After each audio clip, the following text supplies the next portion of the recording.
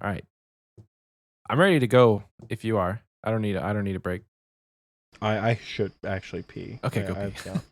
Be fantastic. BRB. Should I give Oxie some content for a cold open? That would be fun, wouldn't it? What should I do?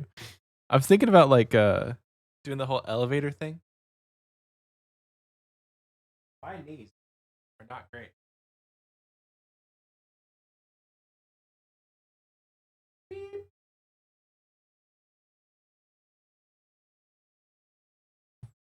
Hello.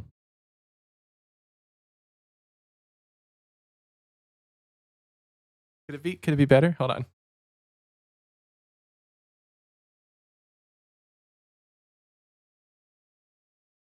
Hello. Hold on. I got it.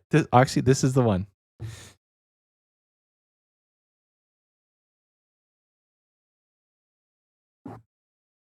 Jimmy's mom.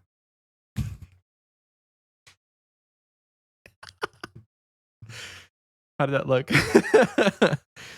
Hopefully he sees this and actually does something with it. But, if that's not the cold opener, then we know Oxie doesn't watch what happens in the break.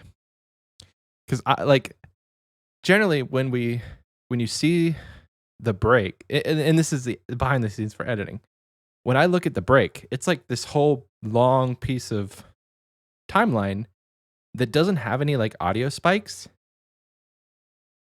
But I look for the audio spikes because that's how I found the cold opener from last week. Is like it was this big, long, empty piece of nothing happening because we both went and left.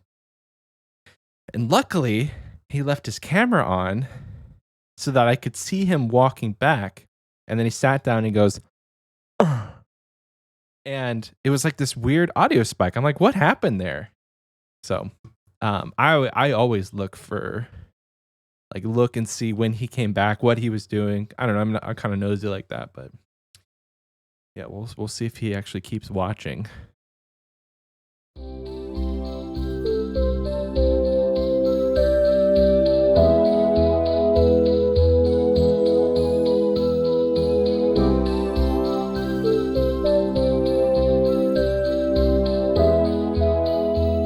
Hello, and welcome back to Xpwaste, where turns out my RNG at the casino is just as bad as my RNG in game. Hi, I'm Oxie. And I'm Michael. If this is your first time tuning into Xpwaste, thank you so much. Welcome to the show. We are an old school RuneScape centered podcast. We'll talk about stuff happening in the game, talk about the news, talk about things that we enjoy about the game, and we'll most definitely be getting off on tangents. So buckle up for that. If you're not new around here, I thought Oxie was talking about the duel arena, but he's not. Welcome back. Oxie, how are you? I'm good. So do you guys know the Lord Jake from Patreon? The Lord Jake himself? The Lord Jake himself. He's up my way for the next couple of months. He's house sitting up from Florida, like in my area. Because the people he's house sitting for are like going to Florida for Christmas. So he's like watching this like mini mansion up by me. And last night we hung out. He got here a couple days ago, so we hung out last night. It was also my roommate's birthday, and originally we're like, yeah, we'll go to this local bar. It's usually pretty chill, you know. I know Jake doesn't drink, but like we'll grab a couple beers and like play pool and it'll be chill. At some point we're like, hey, it's my roommate's birthday and like we're not getting anything. Like she's not getting a free drink. There's no specials here for birthdays.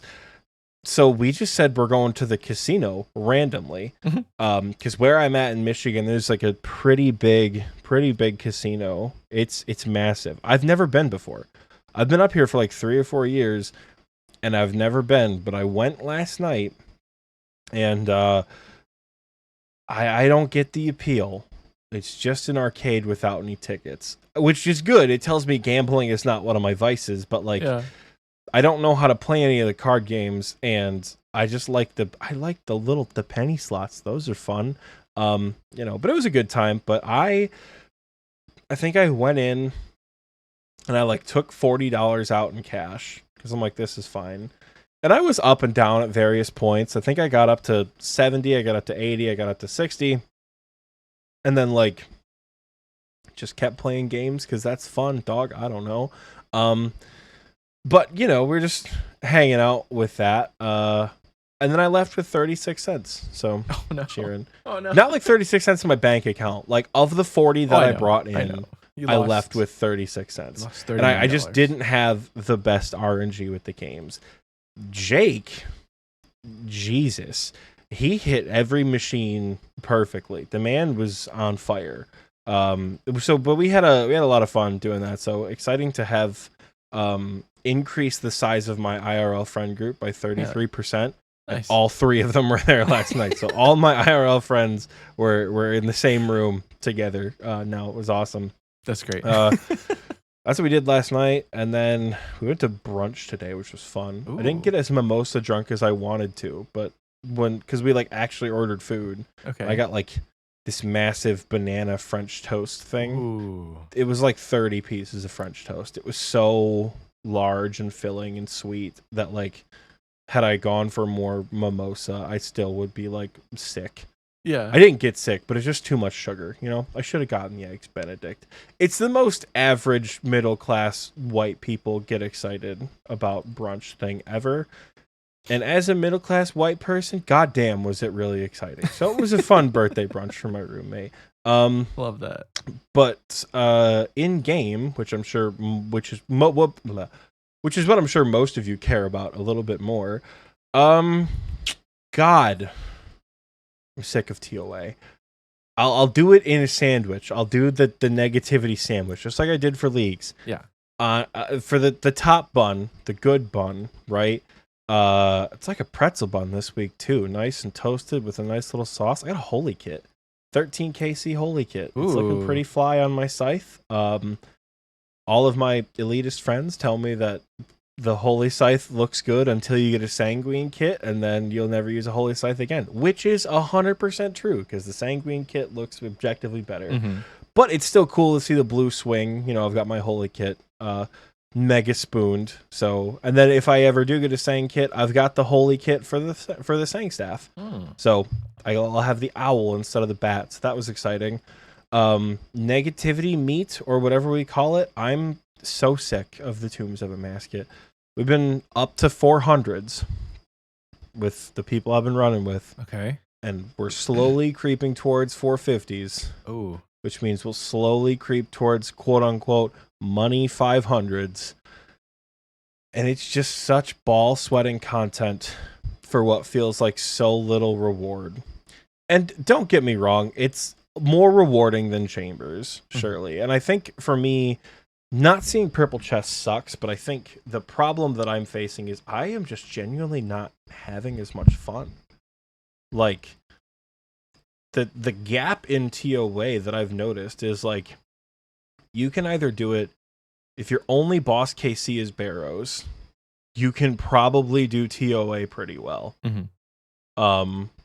Like, you'll be okay on like the average end of it. On the higher end of it, it's like Red X, Prayer Flick, and switch gear within 3 ticks. And then if you don't move on this specific tile in this specific order, not only are you going to get beaten like a redheaded stepchild, the whole team is going to suffer. Mm-hmm. So like it doesn't feel incremental, you know, like I was just talking earlier about how I love going to Tob. It's my favorite piece of group content. Tob, you start with your Void and your Whip, and you know, eventually you move up to Bandos, and you have more switches, and you start doing different roles. You bring Chins, you bring Ancestral, maybe you bring Lunars for Venge and Pot Share, maybe you bring Thralls, your inventory changes, your role changes, and then eventually you become, you know, you can start to learn to Pog tank, things like that, 5-tick at Verzik and Zarpus. Like, there's so many things, like, you can do to get better, and they're all like little steps, you know. And I'm not at the top of that, surely. Anyone who's tobbed with me knows damn well that one of the things I do best is keeping the fucking cage warm. But there's things to work towards. with TOA, once people cracked it, it was like, watch a YouTube video if you're a learner, and then be good. I don't know. Maybe it's unfounded. Maybe I'm burnt on TOA. Either way, I'm not enjoying the content, and I'm not enjoying the high-level invocations. But bright side, to finish it out with our delicious pretzel bun bottom, every other bit of skilling is going fantastic that I'm doing. I'm doing herbivore. I'm almost certainly going to get 85. I have 50k left. Yeah, I'm going to get 85 in the next like 20 minutes. Ooh. Herbivore go burr. I love herbivore. So that's fun, you know. My Slayer tasks have been pretty good, and I think I'm optimistically going to start hunting for a new pet. I need a new pet hunt, and I need to make money. So I think the solution is to do Vorkath and or Hydra. So I don't necessarily... I like both of the pets. I would keep both of them in my bank and use them. And I'm not going to make it my like life's work to get either one of those. Like I'm not going to, you know, do the old immortal and kill 5,000 Hydra before I leave and go somewhere else, you know? Yeah. But I think it's going to be fun. So I've been doing a lot of Konar tasks to get some points to start skipping tasks and buying like task storage. Because I'm looking for a Hydra task. They're fun. Yeah. They take, like I said last week, they take 6 months, but they're a lot of fun to do. So I don't know. That's the good. I'm looking forward to everything that's not Tombs of a Masket is going fantastic. Yeah. So that's kind of where I'm at with it. How are you, Michael? I'm pretty good. Pretty good. I don't know that I have like a sandwich this week. I've just been skilling and doing barrows. Jake AIC SCP. You guys probably know him. At least you've heard us talk about him. Deathbeds. He says that I have maxed brain. I have maxed player brain, and he keeps telling me that, and it's starting to affect me in ways that I think, do I have max player brain? Well, describe max brain. So you max your account. You don't have anything else. Technically, numbers don't go up anymore. And when you look at your account, you just pick something to do. Like you look at your bank, you're like, I could go do Slayer, and then you go do Slayer, and then you get bored, and you're like, I want to do something else, and you just like don't have anything specific that you're doing, but you're doing everything. And so I've been logging in. I'm like, what am I gonna do today? An example of this: last Wednesday night, I was trying to post last week's episode, and I logged in, I was hanging out in Discord, and I geared up to cook, to woodcut, and do Guardians of the Rift. Did all 3 of those in the span of 20 minutes because I was just like, I would get bored. I'm like, I'm going to do something else. Or I couldn't play Guardians of the Rift and post the episode. He's like, dude, you have max brain. I'm like, I don't, but I'm starting to think I do. Because like I just logged in last night and decided to just do barrows for no other reason that I need collection log slots, which, you know, it's kind of the thing. So yeah, I'm cooking right now. I would like to be wood cutting, but I really want to try and cook to finish up my goals for this year. I hit 14 million cooking XP. I mean, I hit 14 million wood cutting XP, and I got the pet. I don't think we talked about that last time. No, we did. You didn't get the pet last time. Oh, this week, didn't you? I got it this week. Yeah, I got the wood cutting pet at 13.7 million XP. That was the second pet of yours within 1 week where I was at bloat and said, no way, Michael got a pet. Did I get this? I got Scout New Year's Eve. So technically that wasn't a pet for 2023. It's kind of sad. It wasn't. First pet of 2023 is the beaver. But like within the first week, we'll take it. Yeah. You know, it's only January 8th. So technically I should be mining now if I want it. Because that was actually one of my goals. Ching, done. Wood cutting pet I checked off a goal as well. I wanted any raid kit, and I got a raid kit. There you go. We're 1 goal down, baby. One only down. Like 40 to go. A lot to go. Hey, and it's early in the year too. But yeah, I've just been hopping, skill hopping. Actually, this is a fun story. We went to Bandos last night, really late. It was like, and you'll be proud of me, Oxie. It was 11:30 my time. So 11:30 p.m. And T-Pace Tyler goes, or maybe it was Arionyx. One of them goes, hey, we should go to Bandos. And it was me, Tyler, Arionyx, and Fizzle. And I'm like, no, you guys have fun. They're like, we need a tank. Michael, come tank for us. Max player, tank. Like, oh, okay, I'll tank. So I tanked Bandos. But we actually got crashed, which was funny because we let the guy who crashed us tank Bandos a couple times, and eventually he left, which was great. But it was a fun time. It was a fun time. I stayed up until 2 a.m. doing Bandos. What a man. Yeah. I saw you guys there. I came back we got back from the casino like stupid late. Mhm. There's no clocks there, obviously. Right. We were just hanging out, and one of my friends went to go get another drink. And she comes back and she's like, "The f is this? The bar is closed? What kind of shit is that?" And we're like, "Yeah, why is the bar closed?" We looked at our phones. We're like, "Oh, it's 2:30 in the morning. Michigan can't serve. I don't think they serve alcohol past 2 in Michigan." Oh, So like, they really said we're gonna keep you here We all should- day.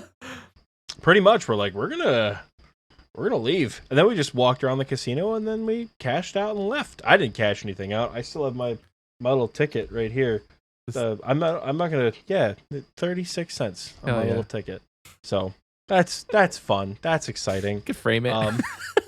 Yeah, I don't know. Just they're like little penny slots are fun, Yeah. but like it's just an arcade, dog. You know? Yeah, well, it's an arcade which has very high risk. Yeah, of- with no tickets, and it's Yeah. stupid.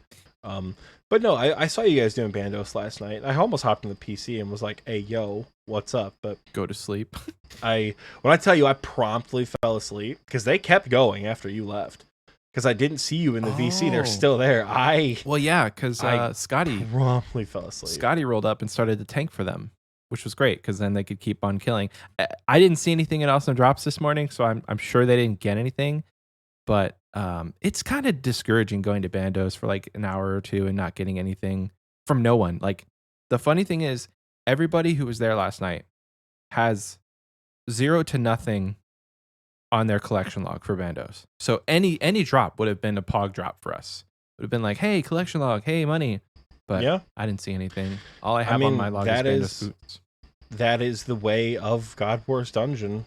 You know, at least for the original 4 bosses, God Wars giveth and God Wars taketh away. It's a really interesting concept that they applied with like, unless you get an item, you're not making any money. No. I mean, there's which- snap seeds and you can get some nice drops, but like it's very, very hard But to you make don't money without split drops. those. No. Like, if I'm going, like, let's say I'm going with you. We're gonna duo Bandos. I'll tank you DPS. We're gonna FFA drops. Everything is FFA unless we get a chest piece, a hilt, or tassets. Mhm. Everything else is FFA. Keep the boots. I don't give a shit. Right. Yeah. And if I'm going with, let's say I'm going with like people on my bingo team, because every year I do bingo, I'm a captain. I always get people who've never gone on God Wars Dungeon before. I give whatever I make in kills or whatever I pick up off the floor, I just give it to them because like whatever, you know. I remember the days of like going to God Wars and getting, you know, no money, and like I've spent probably 300k in Zulrah scales Yeah. and I didn't get anything, and like so I have no problem like paying out folks my end of the FFA stuff, Mhm. but I only really split big drops that are over $1 million, more or less, when I go to God Wars. Yeah. And sometimes you don't make shit for money. Yeah. I think during bingo and the last couple of weeks, we've seen nothing from Zammy. Every time we've gone, we did 30 kills at Arma and we got a chain skirt for bingo. And it was like a duo split, so we made 18 mil apiece. Like it was, you know, God Wars giveth, God Wars taketh away. Yeah. I'm only at God Wars. I'm only going to be at God Wars probably this year to do my combat achievements because it's not content that I really enjoy. If it's fun and it's like a mass, sure, but to me it's not content that I would say, yeah, it's Saturday night. I'm going to go and I did it last night because of the people that were there.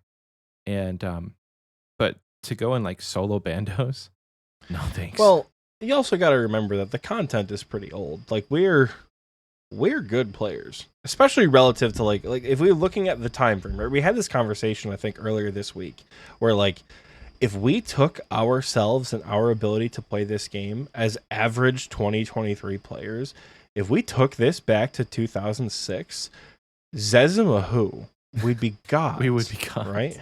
Yes. I made a point. I'm like, you'd probably get banned because they'd probably think tick manipulation was cheating. Yeah. So they'd probably ban you for cheating. Because you could still 3-tick back in the day. You could 3-tick granite, you could 3-tick barb fish. These are old training methods, that people just didn't know about. And I think as far as the year it was released, 2008 PVM is very different than 2023 PVM. We can look at a boss we can look at Tombs of a Masket, right? And we can see mechanics used from other raids that we know what to avoid. Yeah. Right? We can see mechanics from other PVM encounters. And we're like, for example, those are the tornadoes just like at Gauntlet, but we can't run through them. Mm-hmm. Or like, the lightning on the floor at Warden and Rage Phase. Kind of like the falling crystals at Chambers. Like, look out for the shadows and you don't get hit by them, There's just a lot that we are better at recognizing. So God Wars isn't much of a challenge. It wasn't much of a challenge back then, but if we went in only 2007 gear, if we only went in like Barrows, armor, and Abyssal Whips, we would have been high rollers. That would have been full Torva Scythe back then, more or less. But it would have been more of an interesting challenge. And the drops were still the same. You either didn't make anything or you made bukus of money to split with the boys. Yeah. So it's crazy to me that like the gear, like Barrow's gear and whips, and that stuff was so expensive when that content is so easy to complete. Like we're talking about bosses that you can pray against and avoid almost all damage. Melee, yes, you can pray against melee, but like Aram's is mage. But like, why was it so hard? I guess it's your like if we tried to do a Barrows run in like 2005 gear, maybe it's hard. But MSB, go burr. But like we've done it. We've done it in leagues, and it's not hard. Yeah. The thing is, people didn't have the stats or the time to invest in the stats. So like we know how to train accounts quickly. We've said this before, right? But back then we didn't have that kind of time or that knowledge because we were kids, right? Yeah. We work from home, some of us. I don't, and sometimes I wish I did, but more often than not, I'm glad I leave the house these days. But like back then, you couldn't even get on the RuneScape website on a school computer, let alone AFK Mage on your iPad. The methods existed. You could train melee and mage and range. Rock crabs existed back then. Yeah. You could go up to the Fremennik province. It was a very popular spot, but you didn't have that kind of time. Yeah. Just to leave it running and stuff. Yeah. Yeah, we couldn't like do that in the background. So the people who were doing that were probably a little bit older. They were teenagers, they were college students, they had time to AFK.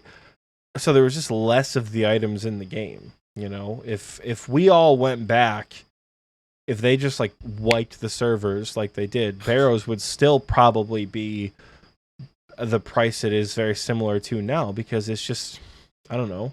It would start off expensive for sure, but it has niche uses. The sets that stay relevant are because they have good uses. Like Verax is irrelevant now. There are so many better methods to killing monsters than full Verax. Arams, Carols, Darox, those stay relevant. Guthans, those stay relevant because they have uses in the game. So you gotta remember, the only spec reducing weapon we had, the barrel chest anchor for a little while randomly reduced to spec. I know some people talk about like the bone dagger as a tactic to do things, but we wouldn't get the BGS until like 2 or 3 years after Barrows came out, and even then the BGS was stupid expensive. Yeah, because the hilt was the hardest thing to get. Right. And you had to have like, the amount of people selling BGSs was probably pretty low. So like the shards had a high smithing level. It took a lot to assemble a god sword back then. Well, yeah, because you had to get the shards too. Like those are pretty. And like I haven't seen a shard drop. Like I've maybe seen like 2 or 3. We completed a fucking blade the last time I went to Zami. Oh, I was so mad. Oh no. Yeah, I completed a blade. I'm like, There's no way I got all 3 shards in one, like, it was like a 60 kill trip. I was so mad. Like, come on. That's so stupid. But, you know, God Wars taketh away. But, yeah, I don't know. I mean, there's just so much more difficult content, and we've had to get so much better. Like, could you imagine? Like, just think about it for a second. 2007, 2008 RuneScape. Could you imagine how expensive a toxic blowpipe would be? In 2000, like if it was released in 2007, could you imagine insane. the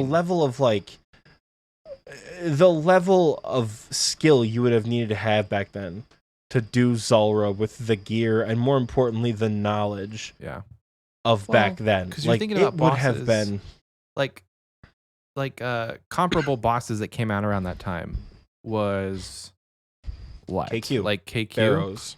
Yeah, it was KQ, it was Barrows, KBD, Mole. God Wars came out in 2008. Yeah, so like bosses Corp that you hit and they hit you a little bit later. That's yeah, I mean, about Corp was difficult, but like Corp had a whole quest line, and Corp was a lot later. You know, so like Zulrah would have been like, Jesus, man, that would have been nuts. It's the equivalent. How expensive those drops would have been. Yeah, we're talking like a blowpipe would be the equivalent of like a T-bow in 2007. Sure. Like, and the amount of content. I don't know if it would have been. Unlock. I don't know if anyone had that kind of money to do that. I don't know. Like, that would have been the ultimate PvP weapon. A top 1%, maybe. Yeah, it would have been the ultimate PvP weapon, because even though if it's like, I think, what is it, 3 or 4 tick against other players now that they changed it, you wouldn't have been able to counteract that. You partner that with a Serp Helm where people, let's say Venom does, even if Venom doesn't exist, it's a guaranteed poison. With a Serp Helm, you can't get poisoned. Like, just think about how ridiculous that is for back in 2007. You can't get poisoned anywhere you go. You're immune to poison. They've never seen that before. And then a Magic Fang? Can you imagine having the Trident was back? Yeah, they had the Trident wasn't a thing in 2007, but if you upgraded the Ivan staff with a Magic Fang, Magic would have been just ridiculous. I don't know. But I don't know. So that's why God Wars feels boring these days, is because we're so much better at the game, and it's not fun unless it's a fun social experience. Yeah. And I'm the exact same way. Unless I have to go there for a Slayer task, I will not go if the homies aren't going, you know? I have a theory. I want to call back to your burntness at TOA. Just a little theory. I think maybe because you talked about how you feel like TOB has progression, TOA doesn't. I think that you may have gotten kicked into the higher invocations too quickly. And I know that you're good. Like, you're good at the game. But like you went from like 150s, pretty comfy, to 300s, to now you're 450s in the span of like a month. We'll probably be at 450 soon. Yeah. 400s are a good comfy spot where we have a 1 in 4 chance to get a purple, quote unquote. But you know, and like we have the points tracker and everything. It dead ass says like 23 to 25% every single time we kill that warden. And you're not getting it? I haven't seen any. I know some other folks have been seeing drops without me. I just haven't been seeing any. Gotta break the curse. Something's happening. I mean, I think another issue is that like the progression at TOB felt fun because it was all very new. Mm-hmm. But when it came out, when TOA came out, I already had TOB progression under my belt. I already had Chambers progression. Yeah. I had Inferno experience. You figure I got to Zuck 4 times before TOA was even released. Mm-hmm. I almost had the cape back in August, right? So like I had been there. I had almost done the thing. Yeah. So I think the progression for me with TOA feels so much different because it's like, God, I don't know. You know how you like, remember when combat achievements first came out and we were like auto completing 70 tasks at a time? Yeah. Or like when they update things for new bosses and they'll put 12 new tasks in and 8 of them are done on the first day because like you've already done all the stuff. That's kind of what TOA was like, where like once we were able to recognize what we were working with, again, don't get me wrong, we got our ass cheeks clapped on the first day. That Fun Zebek times. roar is the funniest thing in the world. I got screenshots of all 7 people dying on the same tick. Multiple times too. That Zebek roar. It was so funny. We didn't know what to do with the jugs, man. It was hysterical. And then after that, people were not pushing and pulling in the right directions because we didn't have pathing down. So for the first like 2 or 3 days of TOA, whenever I went on a raid, nobody was allowed to touch. I had a thing under my name that's like Oxie's on jug patrol because I was the only one allowed to touch those jugs because everyone else was getting us killed whenever we tried to do it because we were just struggling so hard that first week. But I don't know. So I think I missed a lot of that progression that I know a lot of people in the clan right now are having fun with that progression where like going up and up and up and invocations feels good. But like, you know, once we nailed the mechanics, whatever, 400s, I guess. Yeah. And I think also you were doing TOB with other people who were at your same skill level also doing it. But now you're doing TOB with people who have grandmasters and who have done all of it, like Jesse and Mortal Fear. They're like, they've done it. But you figure I've been doing top with them for a long time. They have a lot more KC because they can focus on content for a lot longer than I can. I definitely struggle in that regard. Like we do raids. I need to like get up and go to the bathroom every 2 raids because I cannot like can't just sit there. I can't get out and repot and do whatever. Like I have to take a break. Yeah. So I will say that they're certainly more persistent with completing content, but like, you know, we all started TOB around the same time. We all got into it, you know. And that's what I'm saying is we all did the experience, but it's not like, you know, it's not like I raid with them now and I'm completely incapable. The only 2 things I can't do that they can are 5 ticket Zarpus and Pog Tank. And frankly, I think Jesse's the only one who can Pog Tank. And what is Pog Tanking? I have no idea what that is. So in P3, when the tornadoes come out, they follow you and you can't run through them. But so picture a square in front of you, right? The middle of each part of the square, right? If you run diagonally from like here to here, more or less, right? It's a very simplified way to word it. You have to be underneath Verzik on the tick she attacks so nobody gets meleeed. And if you run in this more or less diagonal motion, the tornadoes never hit you. Oh. So Verzik doesn't send any melee attacks and the tornadoes don't hit you. Because normally you just attack and walk under Verzik. That's how you avoid getting hit by melees. Yeah. But you can't do that with the tornadoes on the field. Oh. It sort of stops that from happening. So when you Pog Tank, you don't change too much about the actual like fighting, but you're just running in a circle. And you could do Scythe, you can do Claws, you can do Chally. If you got a good tank who's managing that for you, you are feet up reclined once those tornadoes get on the field. That's one of the things I can't do. I don't know. You know, so that's, I think the progress I've made in the raid is a lot better, obviously, but you know, I don't know. I think I'm also I just don't like TOA. I just don't like the content right now. Maybe I'll like it more later. I don't know. There's nothing saying you have to like it. I was just trying to theorize because like definitely there is a bit of nostalgia, I think, for you when it comes to TOB because it was like, other than Chambers, it was your first big. It was the first thing it was the first thing I had to actually conquer. Chambers was like, you know, we went with like Link and shit who just like stand here, drink brews, and I'll kill it with my T-bow. I'm like, okay, sure. You know, like that's pretty much how that went. 85 Hunter, hell yeah. Got it in half an hour of recording, just like I said, within the next half hour. But you know. But yeah, I don't know. But you know what piece of content I am looking forward to? What's that? The new boss that comes out with the quest. Which should be already out. It should be out listening yesterday. To this, the day of record or the day of release should be out right now. And yeah, dude, day of release, excited. Man, I've made so much money off this new boss. I got all the new drops back to back to back. Greenlogged it already. It's fun to do, and I have a shitload of money from it. I'm super stoked. But so this isn't necessarily main title content, but on the same note, we don't know anything about boss right now or the quest. Yeah, time of recording. Unfortunately, you guys know. I'm sure you guys know. We probably knowing the community, we've probably already figured it out. We probably already cracked it, and we know what to do. But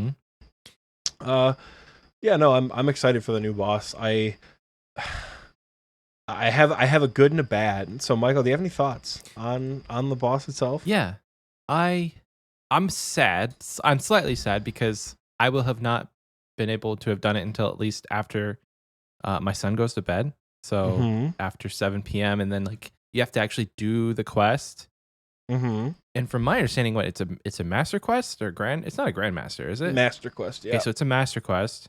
So no guide. There's not going to be a guide day one. So it's probably going to take the entire evening to figure out the quest. And then, am I going to still be able to stay up to actually do the boss? Day of release, I might not even get to the boss. Maybe 1 or 2 KC. I say you tell yourself you're getting to the boss. Because I know you, Michael. If you go in with this, I might not even kill it. You're not even gonna do it. So you're telling yourself you're getting to the boss. XP wasters at Michael and ask him how the boss is going the night of the quest. After probably the night of the quest. Oof. The night the quest comes out after like 10 p.m. Central Time at Michael and ask him how it's going. Because I'm not gonna stand here and have you be like, well, it looks fun, but I don't know how to do the boss, so I'm just not going to do it because I know you're interested in it, Michael. I am interested in it. I've never done it. We're not gonna have you back out. We're not doing this. You got this. I don't think I've done a new boss on the day it came out. I mean, we did raids, but that's it. I can't think of a boss that has come out recently. And Next is a group boss, though. Well, recently. Like the most recent was probably Sarachnis. But I don't remember. I didn't do Sarachnis day of release. A solo? That's interesting. Yeah, a solo non-skilling boss. Jesus Christ. Gauntlet, maybe? See, I didn't do Gauntlet day of release because I did not have proof. I had like 800 total level when Gauntlet came out. Yeah. PNM Nex. I did Nightmare the day of release, but that's a group. It's a group boss. God, yeah, as far as solo bosses, we've really not had a whole lot come out, which is one of the things I'm optimistic about, but I'll let you keep on going. Yeah, no, we've not had any. Yeah, you're right. I think maybe Gauntlet and Corrupted Gauntlet was the last one. Like, again, prior to like raids, but as far as like solo bosses go, yeah. Yeah, so I'm excited for it. I think I have the gear. Hopefully, I have the gear to be able to do it. If it's melee, I'll probably take a Fang. It would be very interesting if this boss revitalized the scythe. That's kind of my theory as to what might happen, because we haven't, like, after TOA, the scythe has dropped a lot. Rest in peace. Rest in peace, scythe. Tour. I think So Close Kyle got one, and it was like 375 mil or something. Shout out to Kyle, by the way. Deserved. Huge for the iron. 375 mil for a scythe. Great for people who want one, but like, Vials of Blood are expensive because blood runes are cheap. So it's like, it's not even like it's not even like it's cheap to use, because it's not. It's still expensive to use, and where you use it, it's very niche. So maybe this will revitalize the scythe. That would be kind of cool, but like, I don't have the money for a scythe, so that kind of sucks. But Fang would be an option if it's melee. I have the Bofa if it's range. I mean, I can get the gear. I might have to give back that loan to Ritzy. He might come back for it, but yeah, I'm excited. I think actually right now, as I stand here and speak, I might be more excited for the quest than the boss, just because we don't know about the boss just yet. And I'm always excited for a new quest. Kind of sucks because I just got my quest cape back and I just got my music cape back. So if I don't end up completing it for a while, which now I'm kind of pressured into doing that. Thanks, guys. If I don't end up doing that, then I won't have my quest cape anymore. Oh well.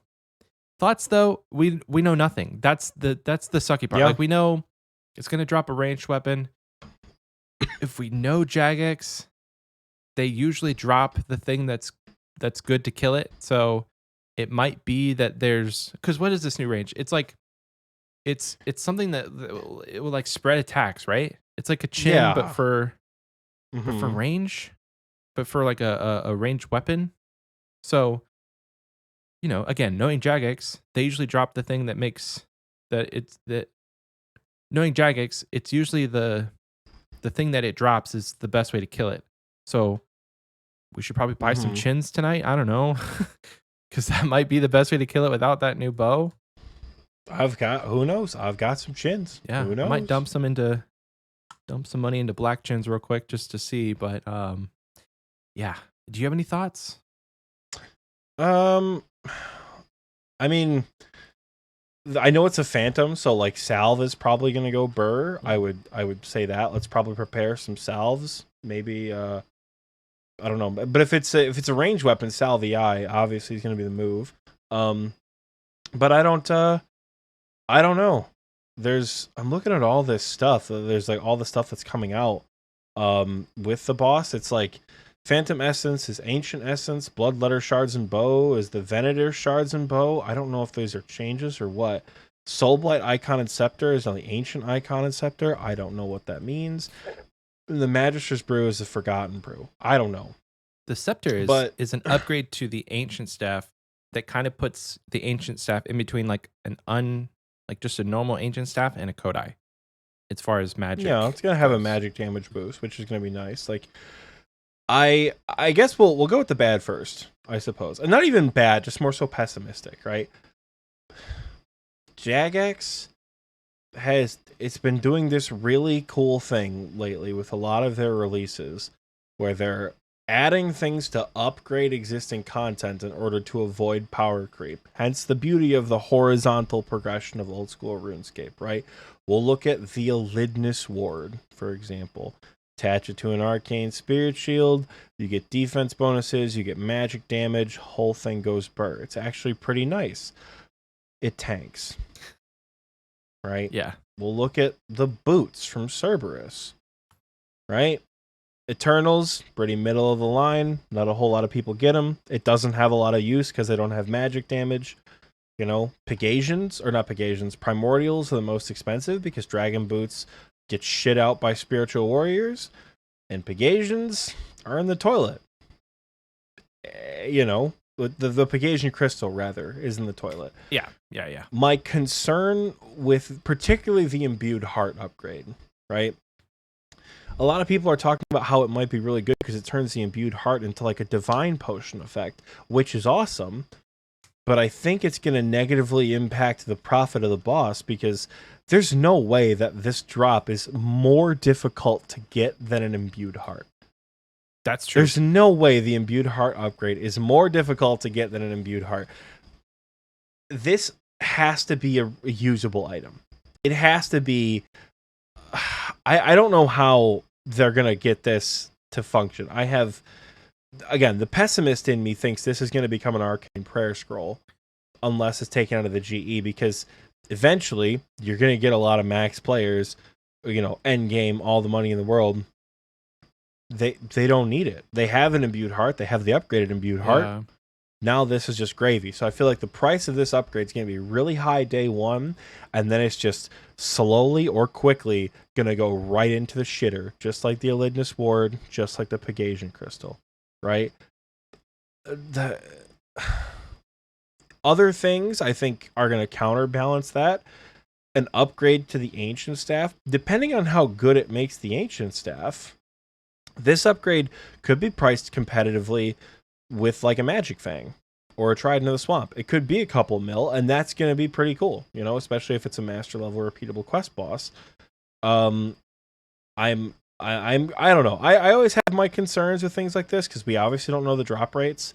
And we've pretty much seen it 2 times, which leading into the positive end of it, we've seen this twice before.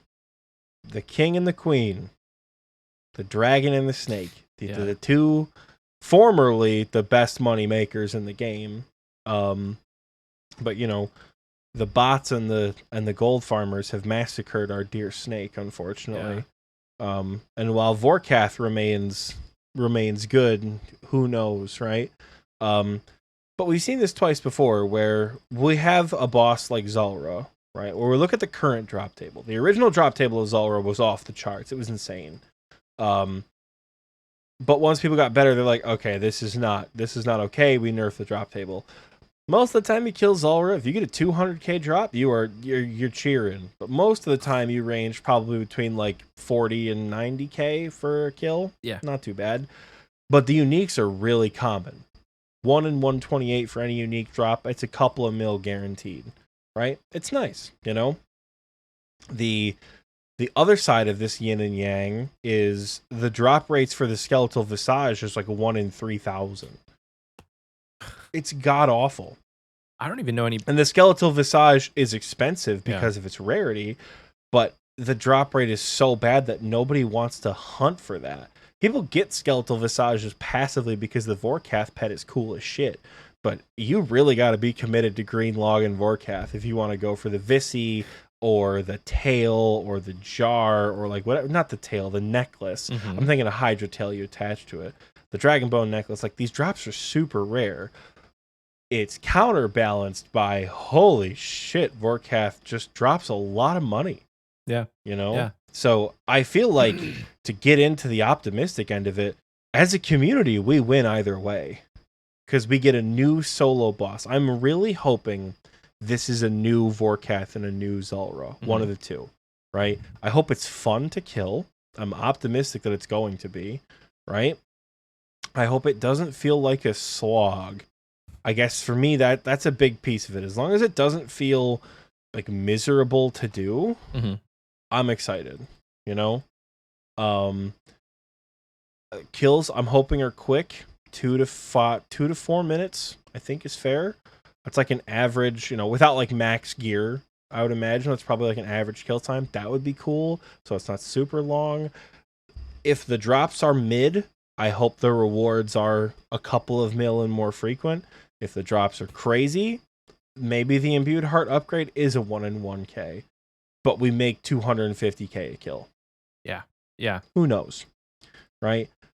I'm really optimistic that we're going to get another good solo achievable moneymaker for the game.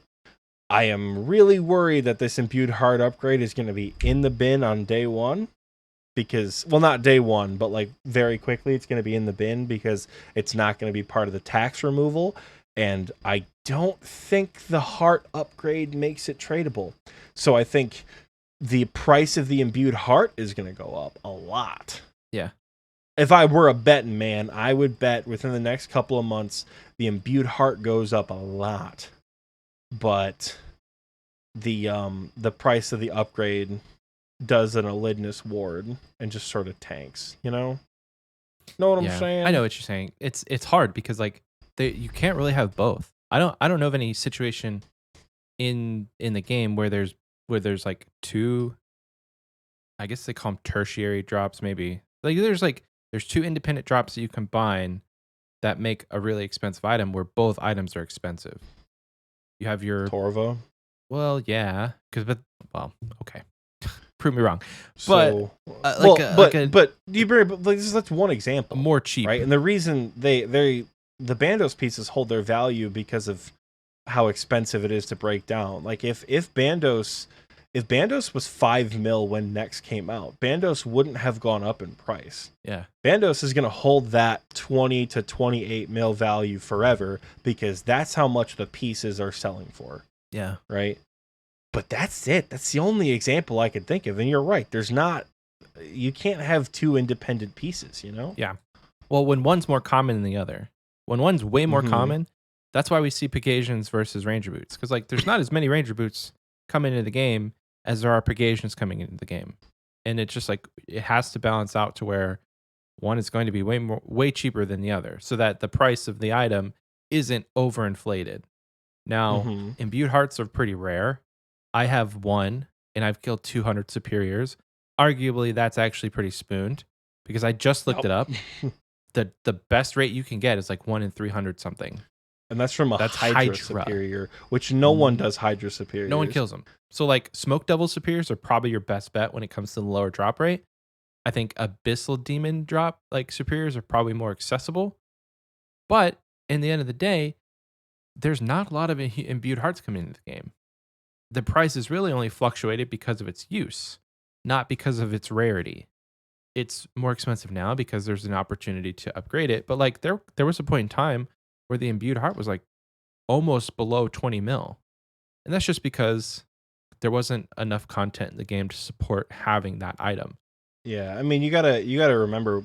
So what the imbued heart does, it boosts your magic level. Obviously, Mm-hmm. when you have a higher magic level, if you boost above 99, you get more max hits. With certain Right? stuff. With a lot of stuff, especially at 99. If you have max mage and you imbued heart, you gain a couple max hits with a lot of gear. We know it's for sure with the Sang staff, because the imbued heart would have been in the bin if the Sang staff didn't get any max hits. Yeah, at 99. I'm thinking just about the trident, but yeah. I mean, I don't know. You might get something with the trident. Who knows? If you're in like absolute max ancestral god cape occult, all that. But yeah, I mean, once the shadow came out, and the higher your magic bonus, the better the attack. And then this upgrade also has made it go up quite a bit as well. You know, I don't know. Imbued heart good, but where do you take the imbued heart other than Slayer? I mean, where do you take it with you? Where do I take it? Where it's like physically in your inventory. Where do you take it? The last place that I actually took it, I think, was like Kraken.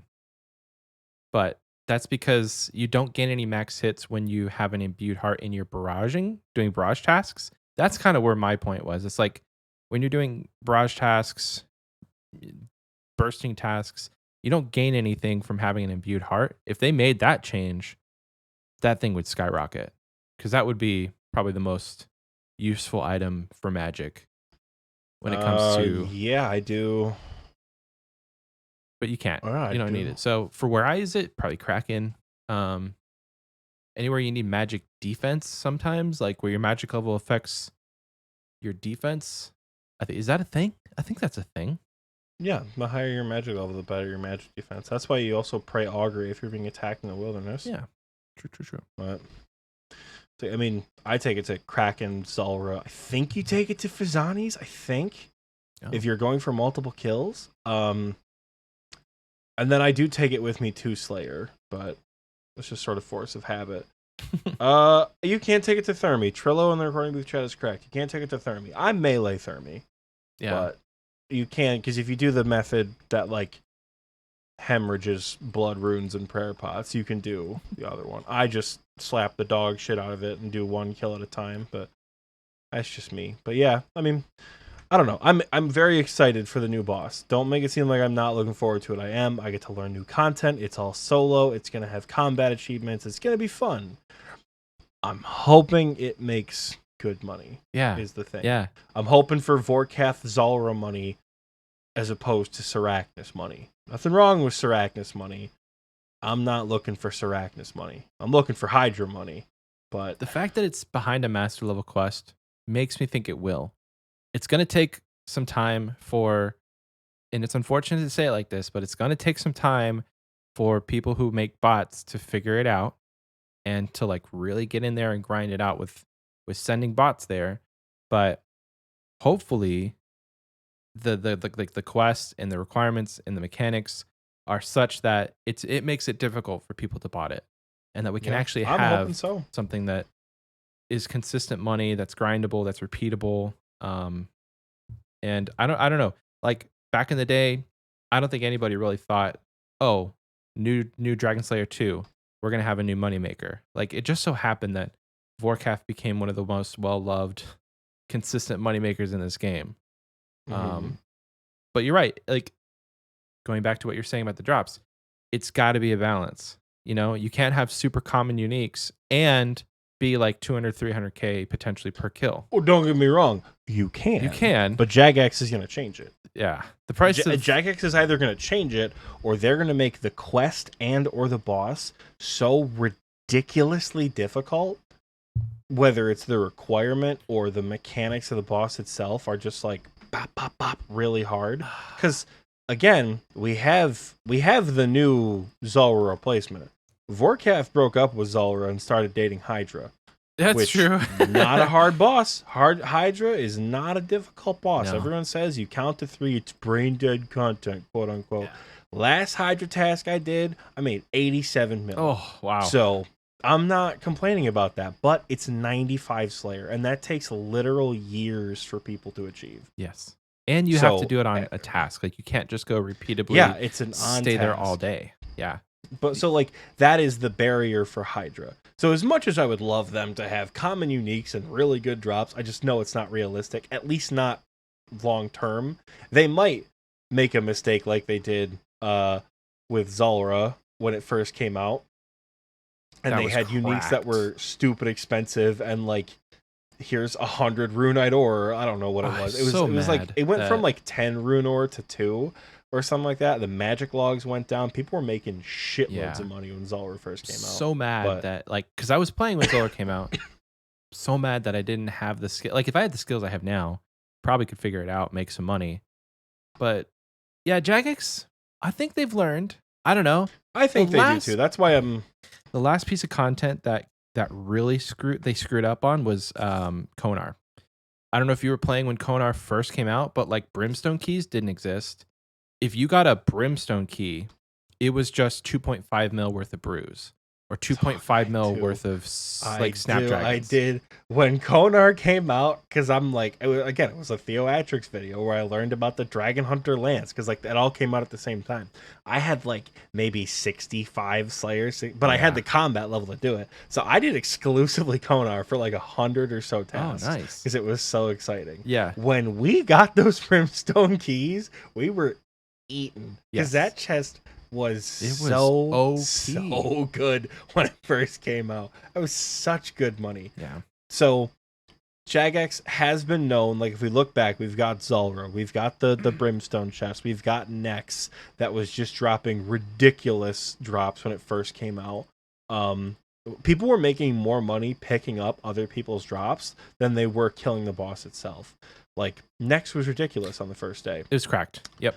It really was. I am fully anticipating the drop table gets nerfed because balancing. It's just par for the. At this point, it's just tradition to release a drop or release a drop table. Everyone loves it. Jagex realize it's long term going to be problematic for the economy. They change it. Reddit gets pissed off. We repeat the cycle when they announce the next boss. Yeah. You know, it's gonna happen, right? So I'm not gonna try to stick to that. So when they nerf the drop table inevitably next week, I'm not gonna be super mad about it because we know it's coming.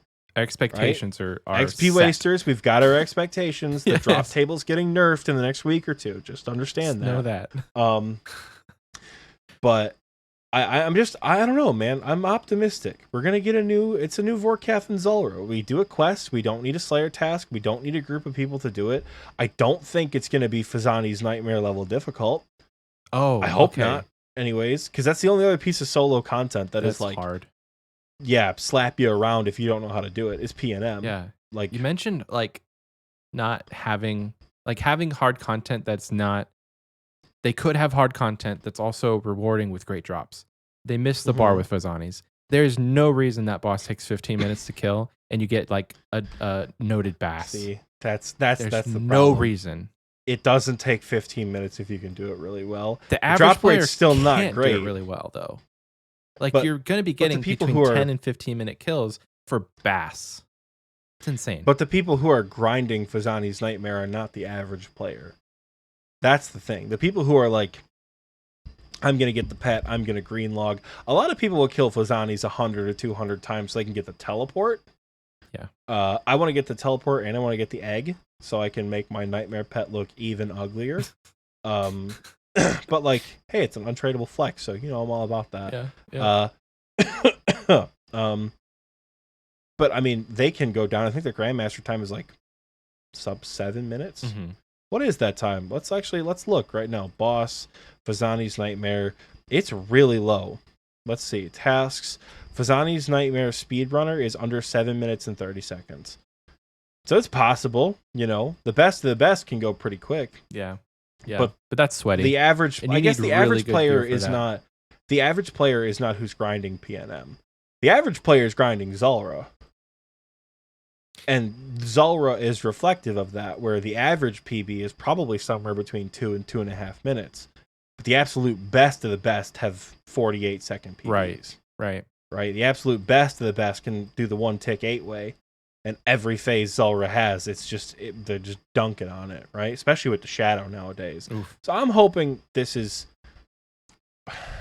I don't know. This is the selfish PVMer who needs money wants it to make me more money, but the actual like supportive, not gatekeepy person, I would be okay with a new accessible boss, but unfortunately, at the end of the day, I'm still an endgame PVMer, and if we look at the effects that something like TOA has had, TOA is a double-edged sword.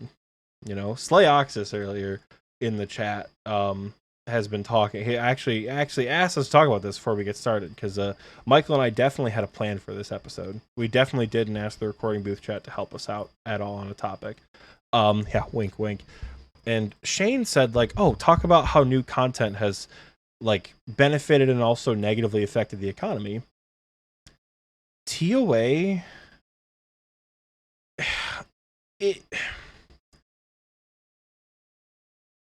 what TOA has done to that raid's drops is entirely because of how accessible it is. The drop rate for Theater of Blood on a Deathless is 1 in 9 on average. You know that? Yeah. A normal TOB, it's 1 in 9, right? But other than Justiciar, there's no bad drops. Because even back in the day, before TOA, the daily Avernic was still a 10 mil drop a person. I think the lowest the Avernic got was like 38 mil. And that's still pretty decent money, you know. They were so common, they came out quite a bit.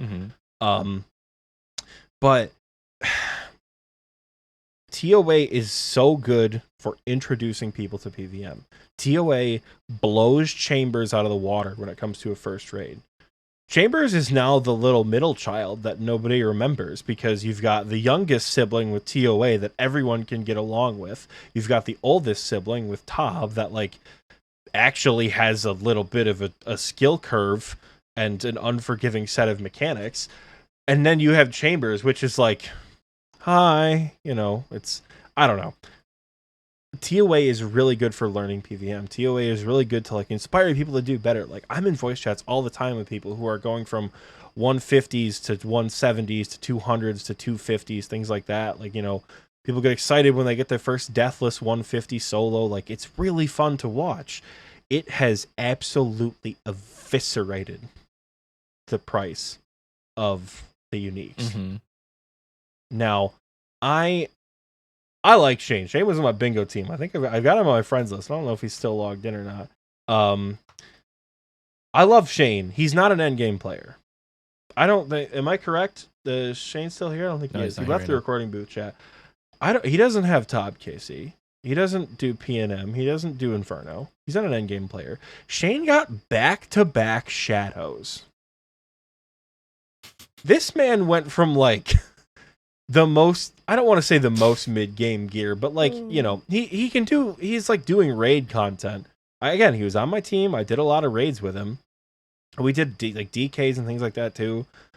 He had decent gear, but he got like a duo shadow split, and then not too long after got a solo shadow. Like, just think about that for a second. Like what that does. And this is the part of the end game that I don't like. The part of because it's so accessible, it's completely crashed the drops. Jake AIC STP just DM'd me and said, man, TOA. And I feel that. When Jake said TOA, I felt that, man. Because part of the reason why putting in so much work feels so bad is because you get an item that gives you increased magic damage with an offhand weapon. It's the only magic offhand in the game that gives such good damage bonus, and it's 6 mil.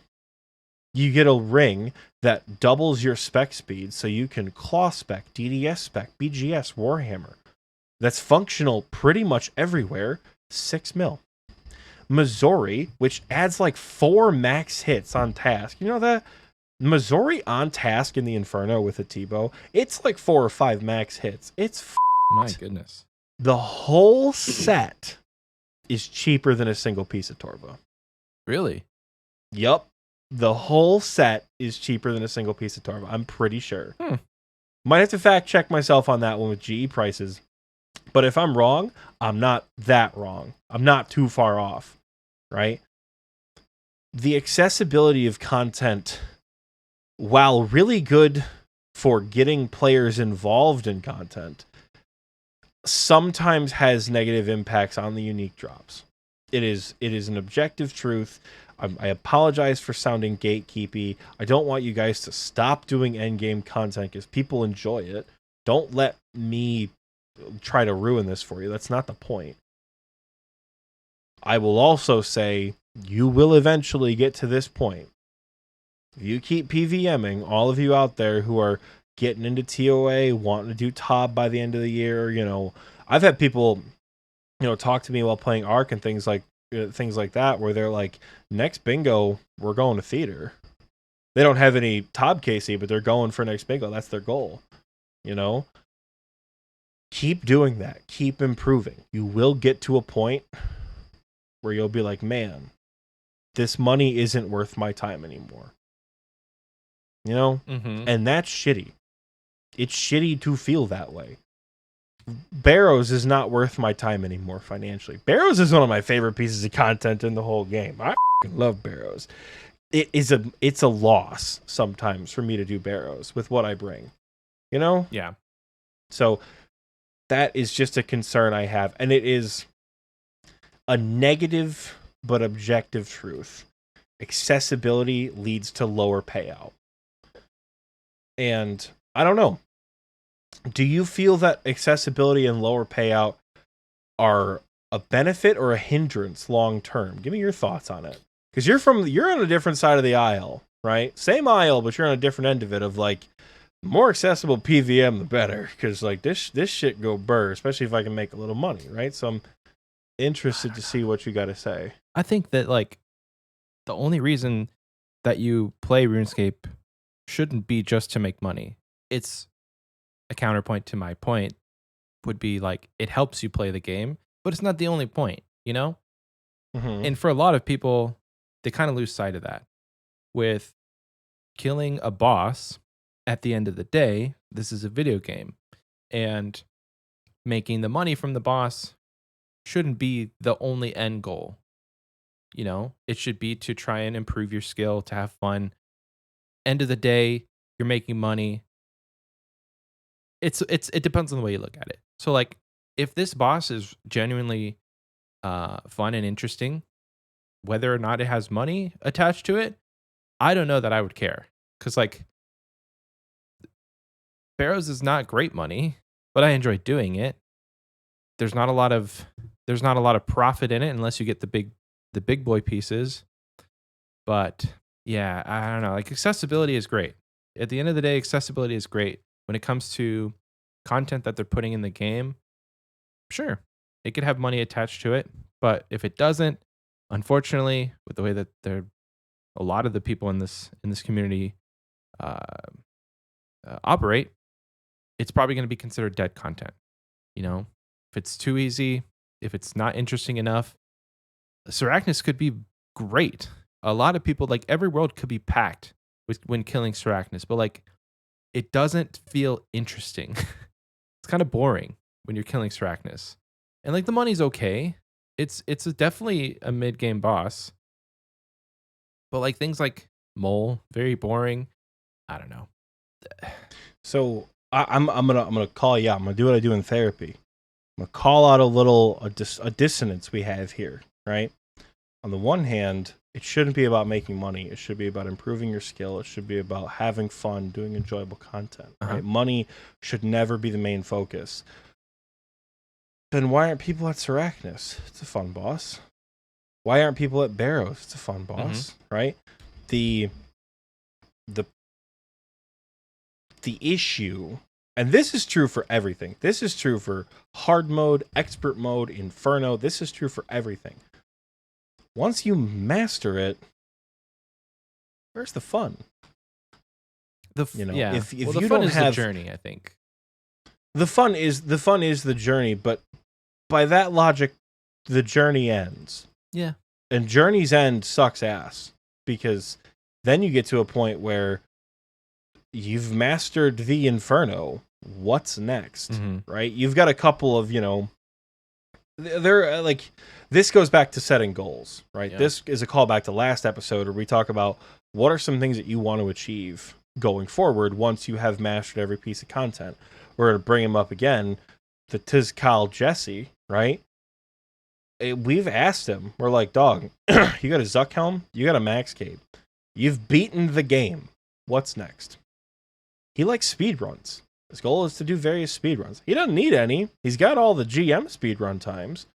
He just wants to speed run. Yeah. He's going for really fast infernos. I think he already has a sub 60. Maybe he's going for a sub 55. Mm-hmm. He's going for TOA speed runs. He's going for solo Cox speed runs, both normal and CMs. Like, he just likes having fast PBs, you know? That's a goal of his that is realistic to obtain. Yeah.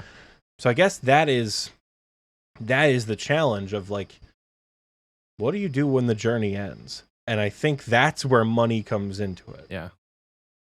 A lot of people aren't trying to green log giant mole, because eventually the time it takes to green log giant mole, unless you get mega spooned, is not worth the money that you earn. Yeah.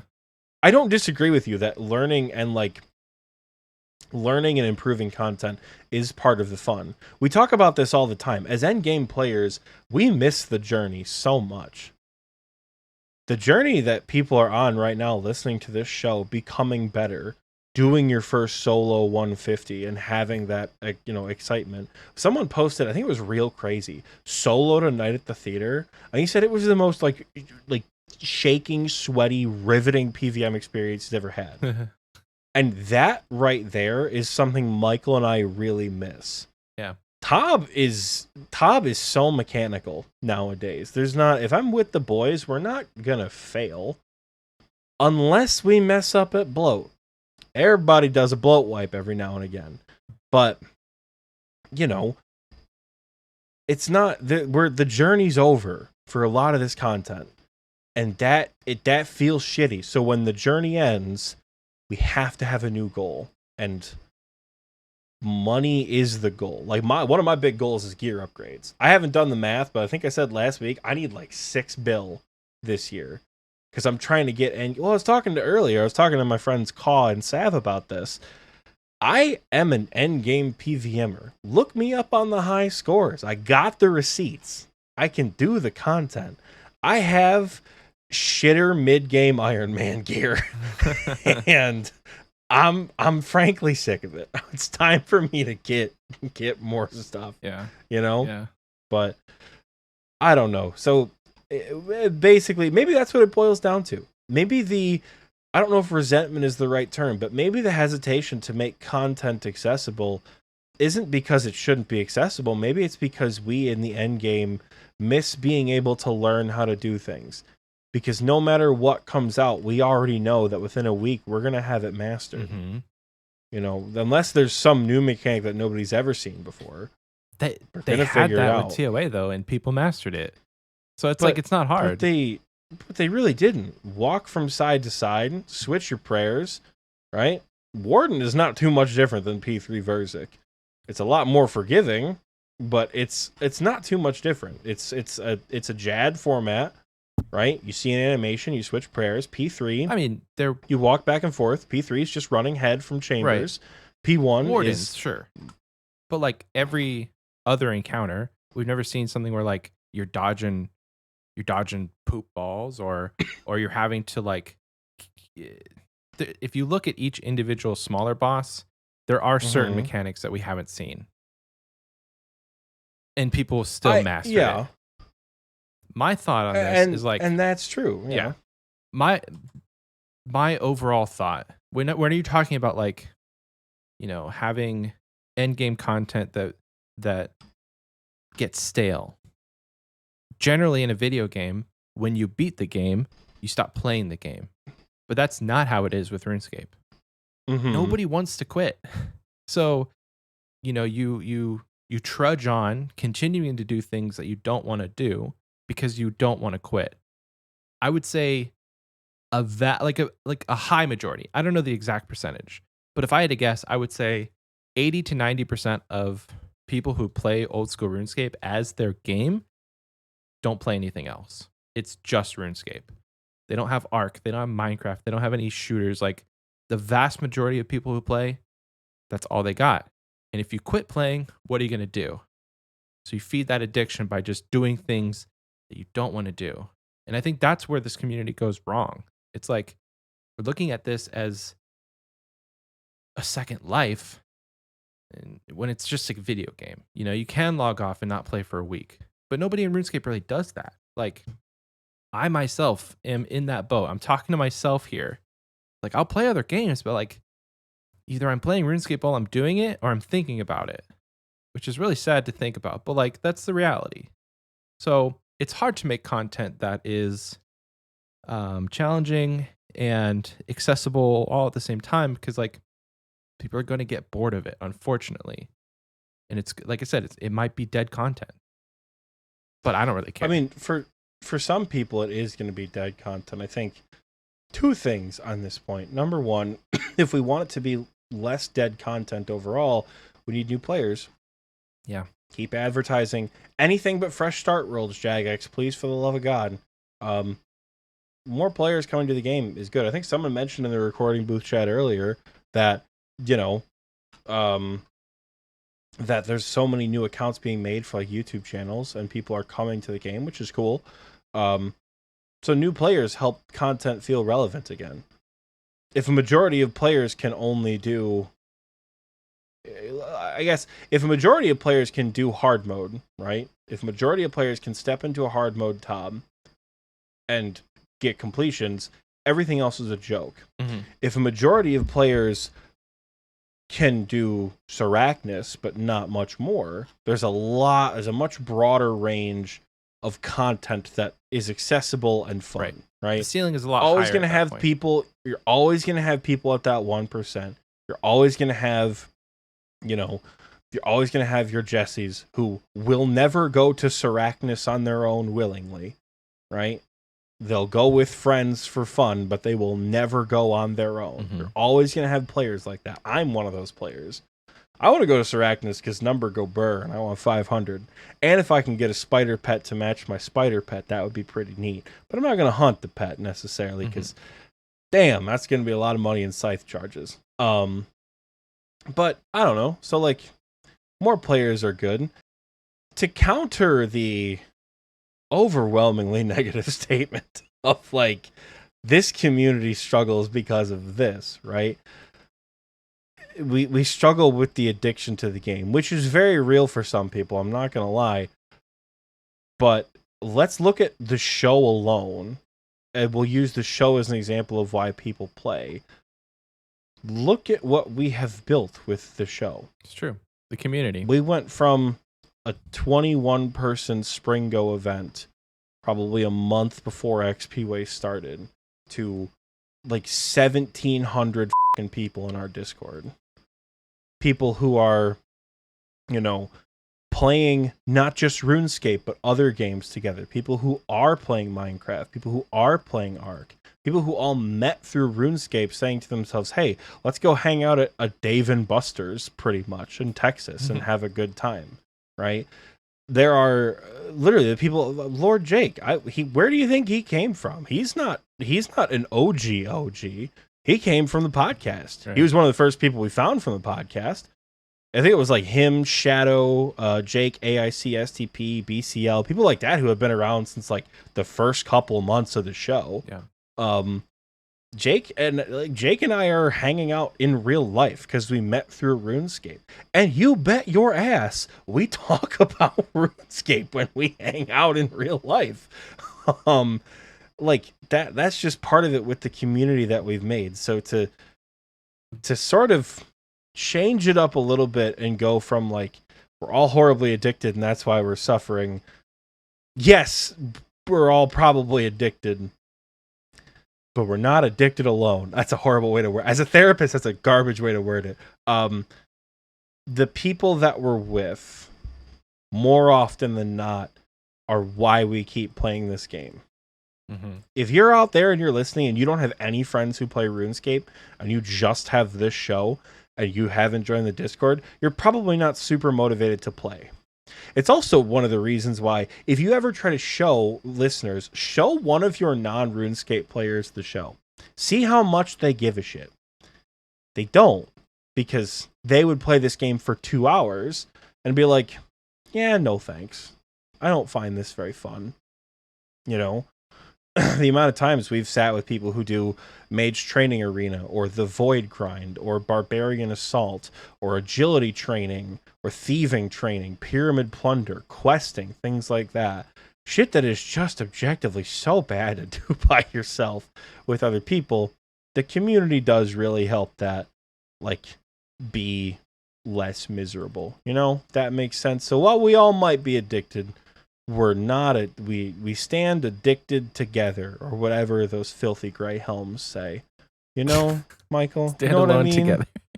Sure. Yes. We're in rehab together, whatever the term is. I think that's an ample point to go to break, because I don't think we're gonna top ourselves there. No. You know? I think, yeah. Let's do it. This conversation has gone from excited about a new boss to multiple existential crises about both the stance of endgame players and the overall problems plaguing the community, and that is It's a great place to stop. it's a fantastic place to stop. So with that, I'm gonna try not to die of coughing, and we'll see you guys after the break.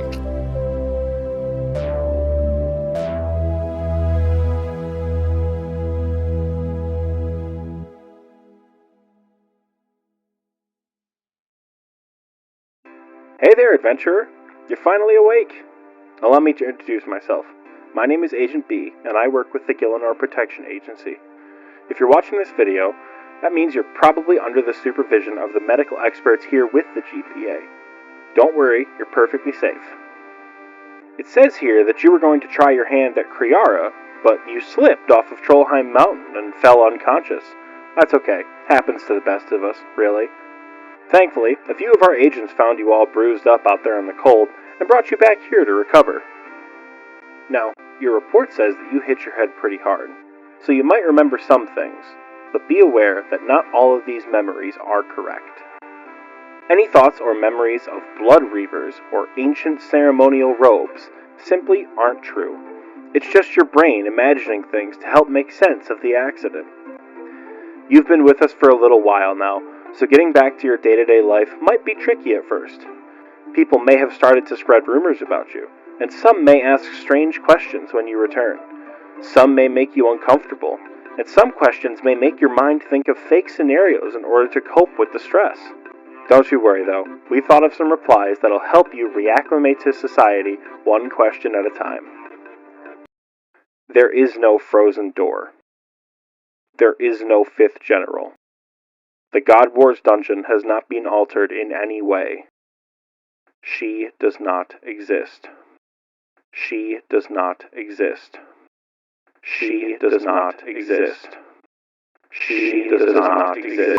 Operation, and we hope you have a speedy recovery. My name is Agent B, wishing you the best, and always remember, the Gilinore Protection Agency is here to serve you, her.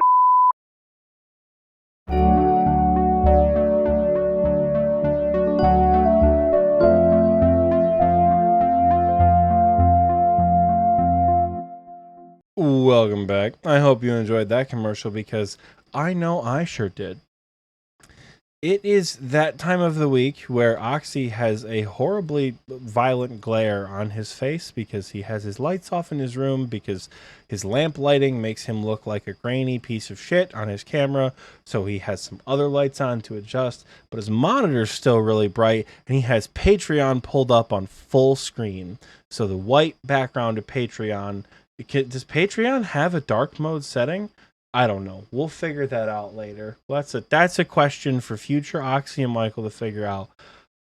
But it's time to read off the patrons while my face is so poorly illuminated for all you guys on YouTube. So, kicking things off with the Wise Old Man tier, as we always do.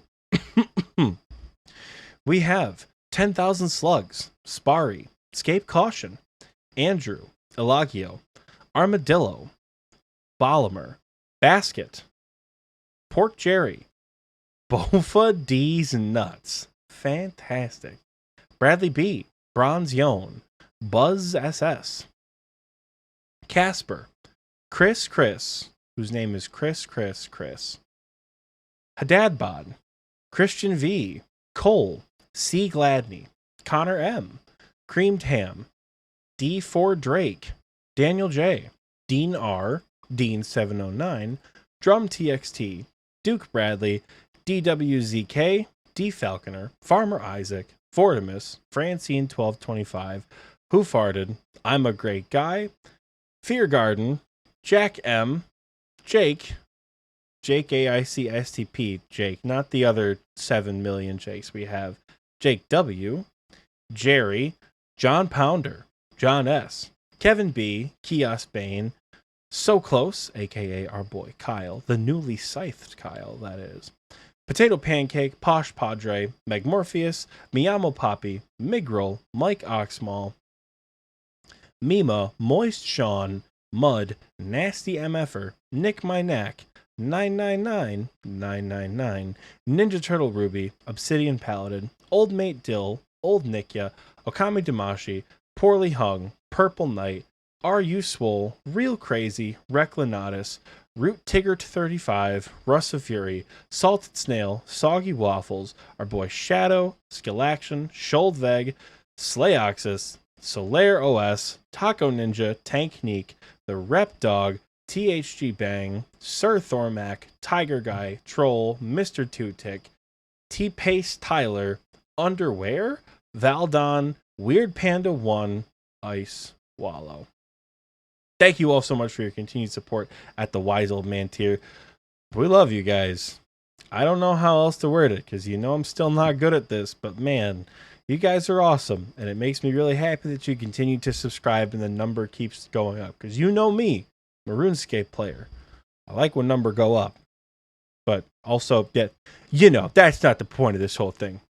Moving into the next tier of Ultimate Super Giga Chads, we have the KBD tier. So kicking us off, we have Bloodman, aka Young Kyle, Broix70, My Dad, Hi Dad, Cloud Kicker, Dicky Bird, Evasive Ebu, GAM Stones, Imby Jones, the Lord Jake himself, iSteam, Rylithian, SatanBot666, Seth Shep, Skooma92, Spartan Fire, the Big G Jordy, the Crayola Cran, and Toast No Toast. Thank you all so much for your support on the Patreon at the KBD tier. It kind of blows my mind how many people are on Patreon and how many people are supporting, like, period. Yeah. Because again, like, I was talking to one of my old streamer friends about this, right? And we were friends long before I even met Michael, right? We were a whole little group of folks together, and we all had like 50 followers or whatever. We all like just hit affiliate at the same time. It was a good old days, right? I was having a conversation with that group maybe like a couple weeks ago or something like that.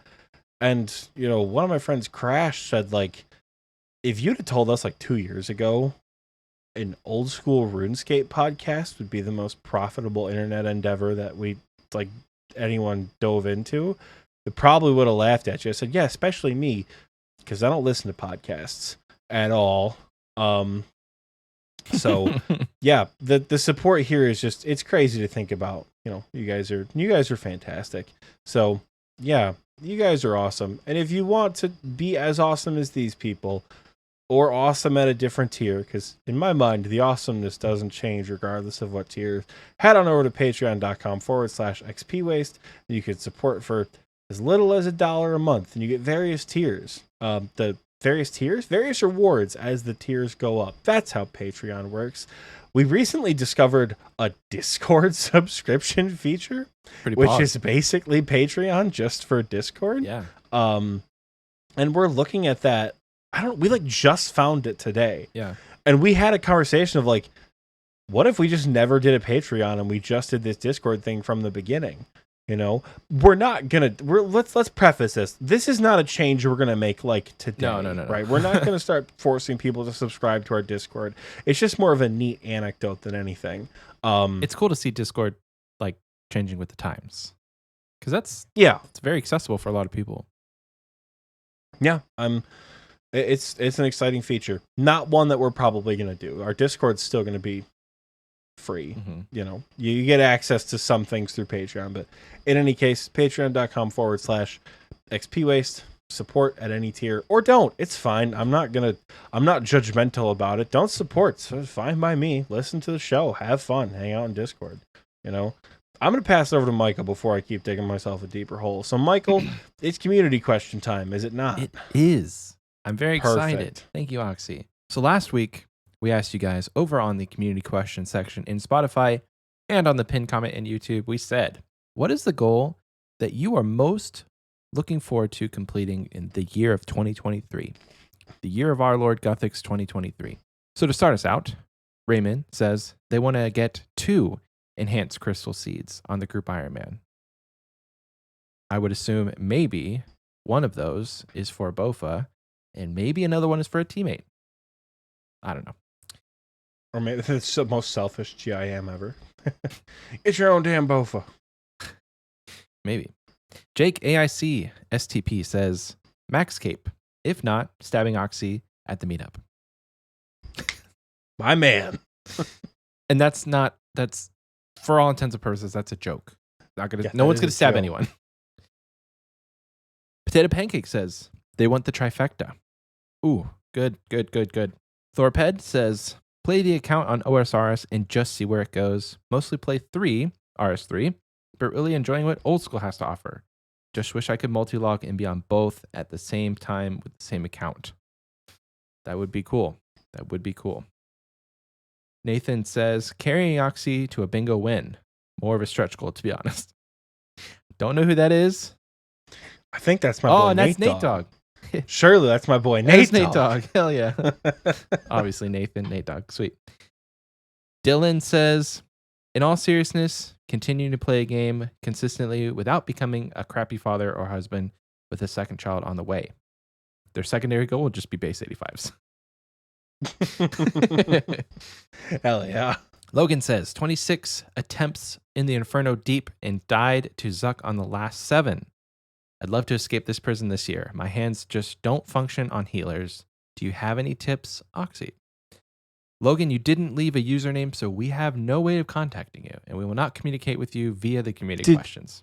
Did this man just say he's made it to Zuck 7 times in 27 attempts? 26 attempts. 26, died on Zuck the last 7 times. Yeah. Just get the fucking cape.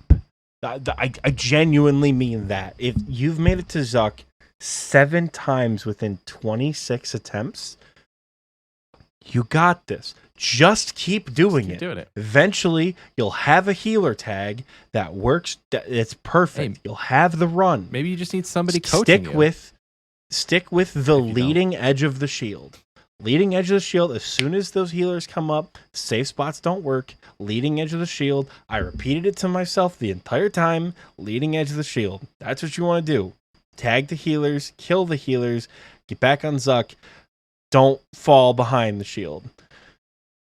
7 Zucks in okay, I'm mind blown by this guy. I would love a username because either you either did the Inferno way later than you should have, given your skill set, or you are a gifted god gamer. So, love a username. Yeah. Next up, Mike says, hopefully not panic and misclick at the big spooky lava dog. Papo Man says, to get my 3 Zuck capes in RS3, where you do more than prey switch. Just teasing. Love the content, even as an RS3 player. You do more than prayer switch. You buy a lot of things, and then you just auto do everything. Awesome. I love AFK Inferno. RS3 coming in here. What are you doing? Kexia says, I want to solo a shadow drop this year. I got a lot of big upgrades in 22, which included Ancestral. So the shadow is 100% next on my list. Love the show. You guys save my sanity while I'm at work. Hell yeah. Mid-roll here. I want my Barrows gloves, Fire Cape, and Torso. Also trying to complete Song of the Elves for the Gauntlet. The content seems to be really fun. You can't go wrong with any of that. So honestly, Yeah. Alice says, Elite Western Provinces Diary, aka the Chompy Chick pet. That sounds like a pistol. Hightower says, this year I will get my quest cape. I'm aiming to get it before Desert Treasure 2. 258 quest points as of writing. Good luck with your goals, lads. Happy grinding. Thank you. Taco Dog says, my goal is to get the quest cape and the achievement cape by the end of 2023. Great goals to have. Daddy Sorry says, getting sober after this episode. Right? Because he's taking a drink after every time. Drinking a drink every time we say goals. What a man. Woohoo. Torrance says, my goals this year are to complete one of every raid, potentially solo. They have no raids KC at the moment. Thank you both for everything you do and hope you both had a fantastic holiday. Thank you. I did. You too. I know he means solo TOA, but I'm also kind of picturing a guy with absolutely zero raids experience being like, all right, baby, solo Theater of Blood my can't be gosh. that hard, and actually getting into KC. So You could solo I'm entry looking out mode. for it. Pork Jerry says, achievement diary cape incoming. Ooh, I'm looking forward to that one. Steven says, getting my goals together.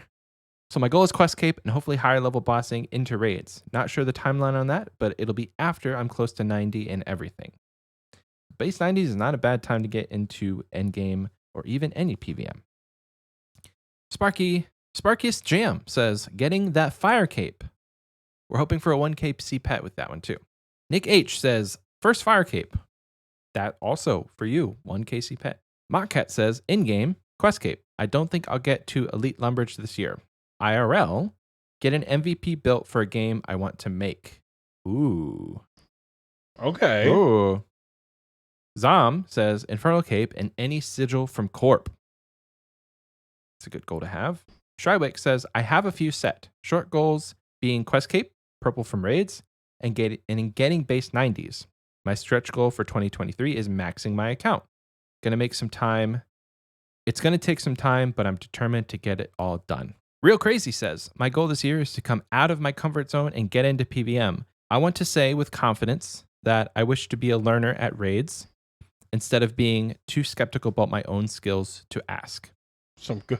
Hey, you guys set some good goals. Yeah. The East Rising says, hitting the quest cape and getting 99 Slayer are the goals for this year. LFG. And finally, Young Mac, as always. What a jokester. Chompy Tile at Bingo. Cloud9 on top, the true winners of Koth. I'm never going to let that one down. Never. No. I feel like at this point we should have 1,000 collective Chompy kills on the next board. Why not? But people like that's just such a boring tile. Although it would push people who haven't done it to go get their achievement diary done. So, for the sake of account progression, who knows, man? It might be there. You never know. It might be there. All right. We'll call it Thank Young Mac for this shitty tile. Thank Young Mac for never That'll be letting what it it's called. die. Anyway. That I mean, you never know. Moving over to our YouTube replies, we asked you guys the same question. What goal are you most looking forward to completing this year? Charlie says, avoiding burnout. Hey man, that's the overarching goal. You'll do anything you want. Man said, I got a simple goal. Make it to the moon in my car. 10,000 Slugs says, attempt my first raid. I think that is very possible. Team search, anybody in there will take you. Jordy says, there are so many to think of. I am nerfed by ping, which makes PVM goals not really accessible. That sucks. But solo TOA and or get 85 plus Slayer. Reclinatus says, get into bossing. Also nice. And the Game Maker guy says, fat gains with a PHAT. Fat. That is it for the community question. Thank you so much to everybody who did answer. If you want to answer this week's question, it will be, did you complete the new quest? And what did you think about it? Because we really want to know. You can answer that question over on the community question section on Spotify or the pinned comment of this YouTube video. Oxie, I do believe it's time for you to take the mic. away from me. You can't I read. do. Let me just grab it. I will grab the microphone. I can read a little bit better. We were actually recently talking about reading. For some reason we were talking about the ASVAB last night. Got home, we were talking about military or whatever in the car from home from the casino. I don't know if did you take the ASVAB in high school? I was homeschooled. Oh, my ASVAB scores were ridiculous, and I didn't get contacted by any branch of the military because of it. I scored like 98th, 99th percentile for reading comprehension, literary review, all sorts of stuff like that. Electrical engineering, 17th percent. Automotive mechanics, 19th percentile. I got like a super average score on the ASVAB because I was on either end of the bell curve. If it was academic, I had it. If it was like functional, operate as a person in society, failed the shit out of those sections. So I couldn't do any of that. And frankly, still can't. I pop open the hood of a car. I'm like, yep, that's the engine. That's cool stuff. I think. I don't know. So, yeah, I can read. Although, I've never liked reading books for fun. So, I used to tell people in undergrad, I don't know, man, I just can't read. In a way of like, I just can't do it. It's not fun for me. I don't like to do it. The amount of people who ask me, how are you a senior in college and also illiterate? I'm like, do you think I can't read? Do you think I like I have an article open in front of me. Do you think I can't read English? But I mean, it happens. But my reading comprehension skills aside, which probably aren't as good as I'm cracking them up to be from my ASVAB, it is Achievement of the Week time. And we've got some fun ones. We actually have some really fun achievements this week. We've got 3 big fun achievements in every single category. Ooh. So we're gonna kick it off in combat. Why not? We'll do combat this time. Start it off. So receiving their first fire cape this week. We have a lot of fire capes. We love that. We have Mailed. I still don't know how to say that name. Mailed. What's funny about that is, I think it was in Discord. They're like, come on, Oxie and Michael. It's spelled mailed, not mailed. And they just spelled it the same way, both times. They're like, it's pronounced mailed, not mailed. And they just spelled it the same. So that helps a lot. I'm just going to call it melt. It really... It looks like mailed. And it's not because I don't know who you guys are. I see y'all's names in the clan chat all the time, but because I'm so good at reading comprehension, I have no way how to pronounce them. I just got done saying I can read. Turns out I can't. Additionally, for fire capes, we have Death Clock, Lord Maticus, Binding Bink, and Doombar. All 5 of these stories all have some sort of degree of additional accomplishment, which is super cool. They all have they got a 1 KC pet, or they've tried several attempts, or they were really afraid to do it and they finally actually beat it, and it was really exciting. So it was fun to read with the posts about them getting their fire capes. We've got some more firsts this week. Fumble Swing got their first Zulrah kill. Gibson Les Paul, which I think is actually supposed to be Gibson Les Paul, like the guitar. But RuneScape, it's 1 character too long. So our boy Gibson got his first Corrupted Gauntlet, and Prestige got his first Fazani's Nightmare. So we got a couple of additional firsts.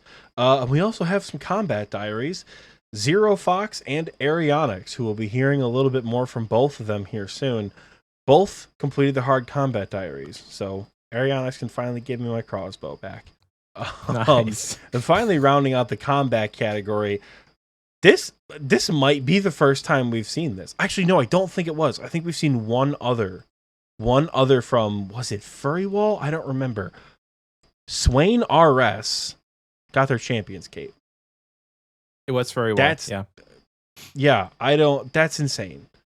So we see more Infernal Capes than we do Champion's Capes, and we don't see a whole lot of Infernal Capes. So God damn, we've been watching him do this too for weeks.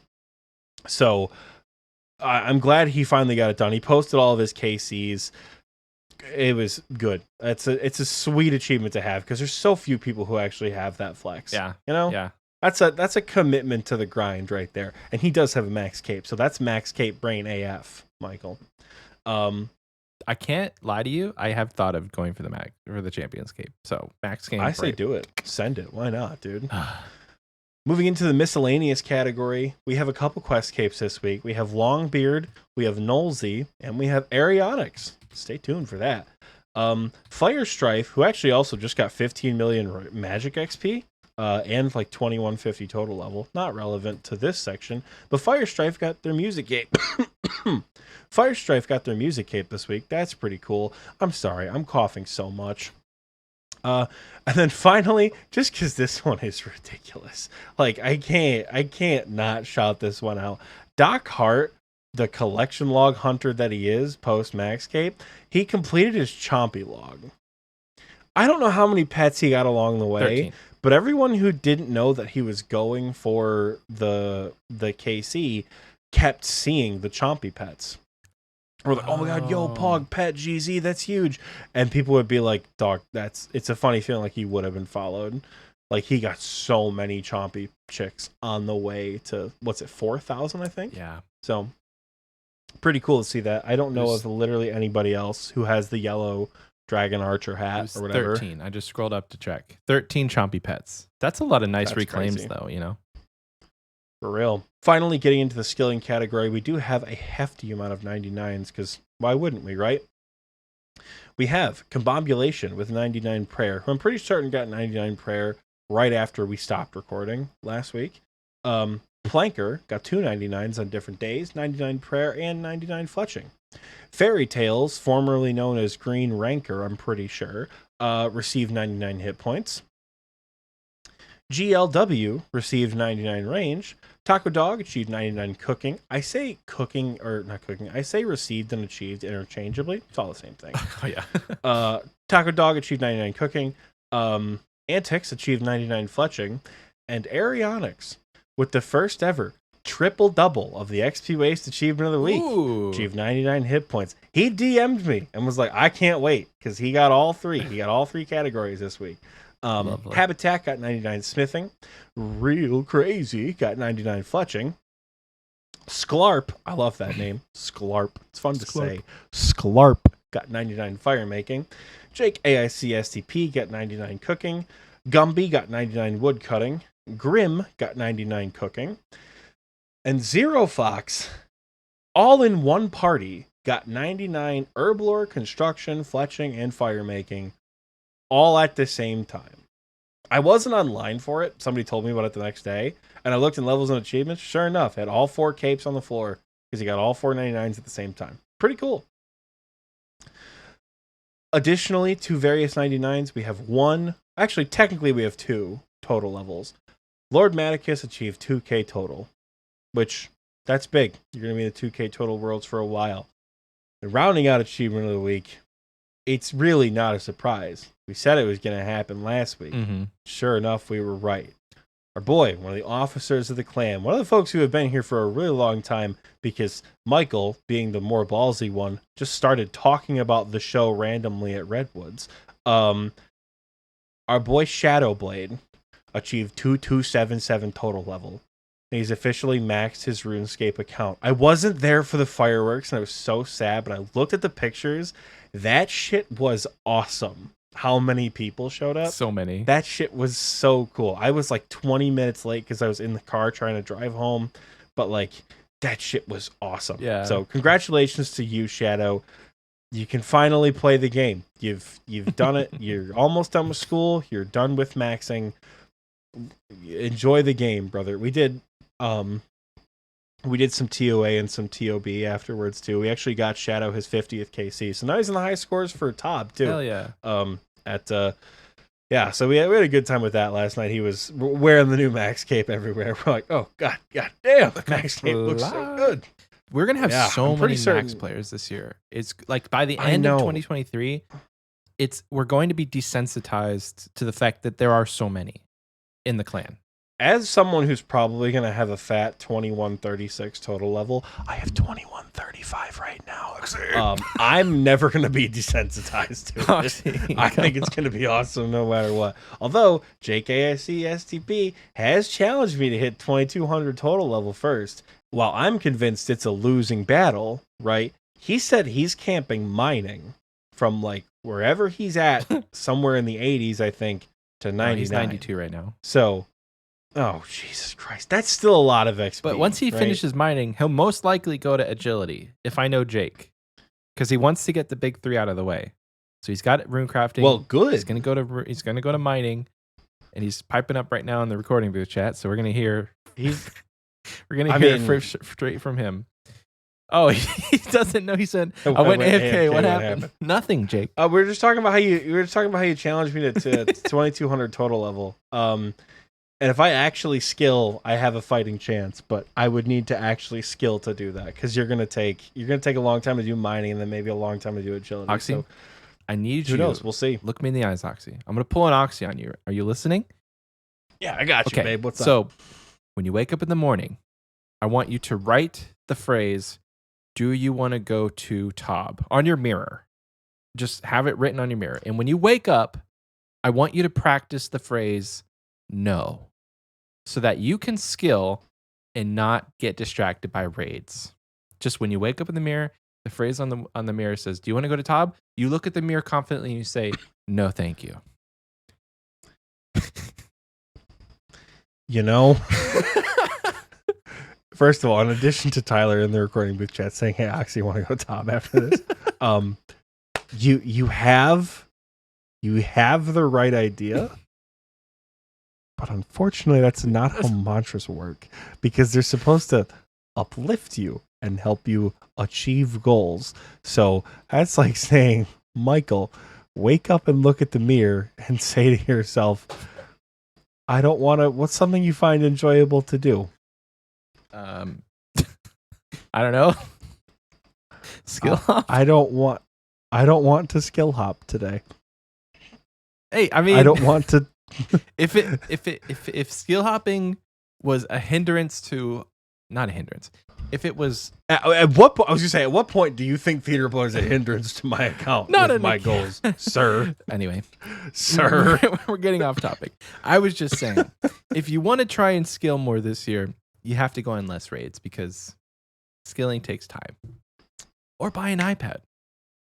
But you can also go on raids, make money, and do buyable skill. Hey. That's a great idea, Michael. How about that? I'll write the note on my board. It says, "Do you want to go to Tob?" I'll say, "Yes, I do." And I can make money. Okay, Tob. Hey, listen. And play Bibles. Perfect. Thanks for that. However you get to your goals, buddy. It's got to be fun question time. Surely. Yeah, remember, every time Michael and I are like, "It's going to be a short episode," we just broke the 2-hour mark in our recording time. So, Michael, what's the fun question looking for like achieving today? Everything that's awesome? Oh my God, you're right. I forgot. This is the problem with the tangents on Xpwaste. This is the problem with the tangents because now we're fully distracted. So to bring it back to achievement of the week, achieving something awesome is awesome. And if you want to show us how awesome it is, come join our Discord. Discord.gg/OSRSTNL and come post about it. We have an 11 achievements. We have an awesome drops channel. It's a great place to be in Discord. I was in VC the other night with a couple of my friends, and we did this really fun thing where we made a new wheel. We made a new activity wheel, and everyone picked 2 activities. We all did high-level stuff like hard mode Tob, challenge mode chambers, no prep chambers, things like that. But we spun the wheel, and we did 1 KC of whatever we had. And then we put some fun stuff on there. Yep, and respun it after it was done. Nice. So, who knows? Hey, that's a fun thing to do. Join VC, maybe do something like that. Get to know people. The Discord is the best part of the show. So come hang out and spend time in it. I mean, I'm biased because I'm on the show. I know people really like the show. I just sort of make it and like hanging out in Discord. But, you know, maybe it's the second best part of the show because it's not the actual show itself. In any case, come hang out. We'd love to see what you guys achieve and shout you out for doing kick-ass things. Now, Michael, are you finally ready to move on? Yes, I want to say that if you don't have Discord and you don't want to post in Discord, send us an email or write it on a postcard. I want to get a postcard. I haven't gotten a postcard in a while, and that will bleed into something that we're about to do. I put my postcard I was going thing to up. mention that. Oxie put his up. Put it up. It's lovely, and I love it. I love that you put that up. Thank you. I need to get a picture frame for Salted Seth's pictures. Yeah. Because I don't want to put pins. Do you see mine through them. right? I need to get one of those like right there. I see It's it. pretty cool. Yeah. Pretty cool. But yes, Oxy, it is fun question time. This one comes straight to you, fresh off the grill, literally posted today at 4:00 while we were recording. This is coming straight to you from our boy Trillo. Mm-hmm. One of my favorite British people. Not the only British person I like, but he's one of my favorite. Anyway, he asks, are you ready, Oxy? He asks, if random events happened in real life, which one would you most and least look forward to popping up when you least expect it? It's just the random events in RuneScape, right? Yep, just the random events from RuneScape. And I don't know, can the you one dismiss them? That would be my question. Because, like, if the guy that You comes... probably just tell him to off. Yeah, right. He's like, get out of here. We do the same thing in game. Like, I don't know. We probably can dismiss them. I think the one that I would least look forward to is the guy that's like, you coming to jail. That guy's just annoying. And Dr. Jekyll. I never look forward to Dr. Jekyll. The guy's annoying. He's like, hey, I need an herb. Sir, have you ever killed a man in Lumbridge? There's herbs there, all over the floor. Go find one. Stop bothering me.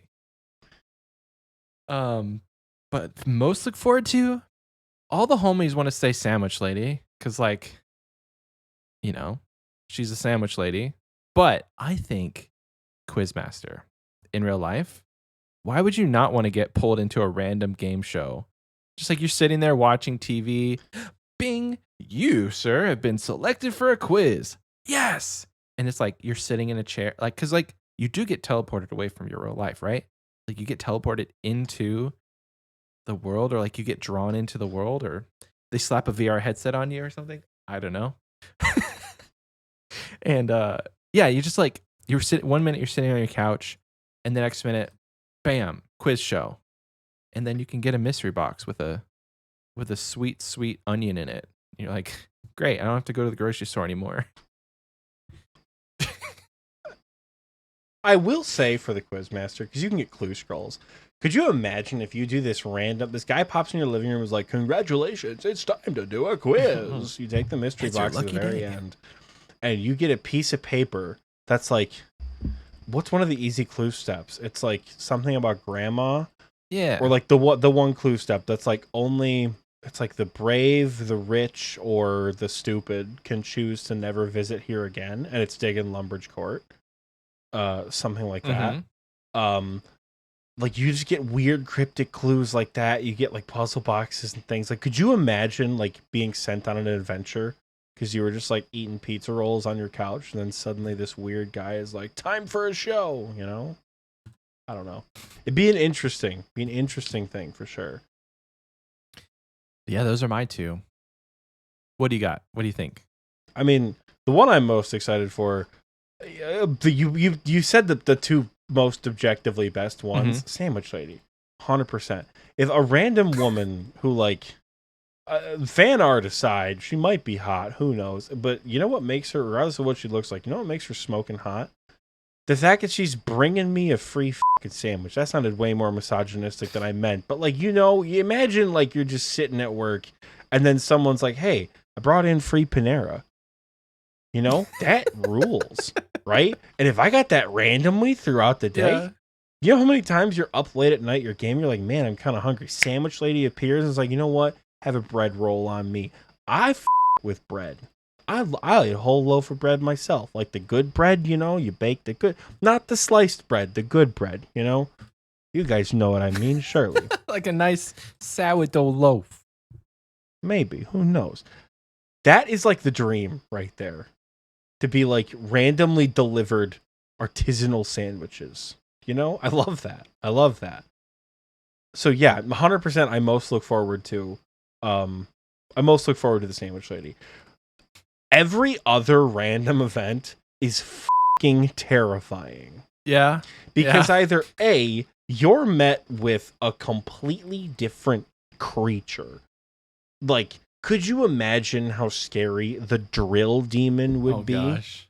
And he's yelling Like, at you to that- get off the He's couch. screaming, he's yelling at you, he's 9 feet tall, and he's a demon.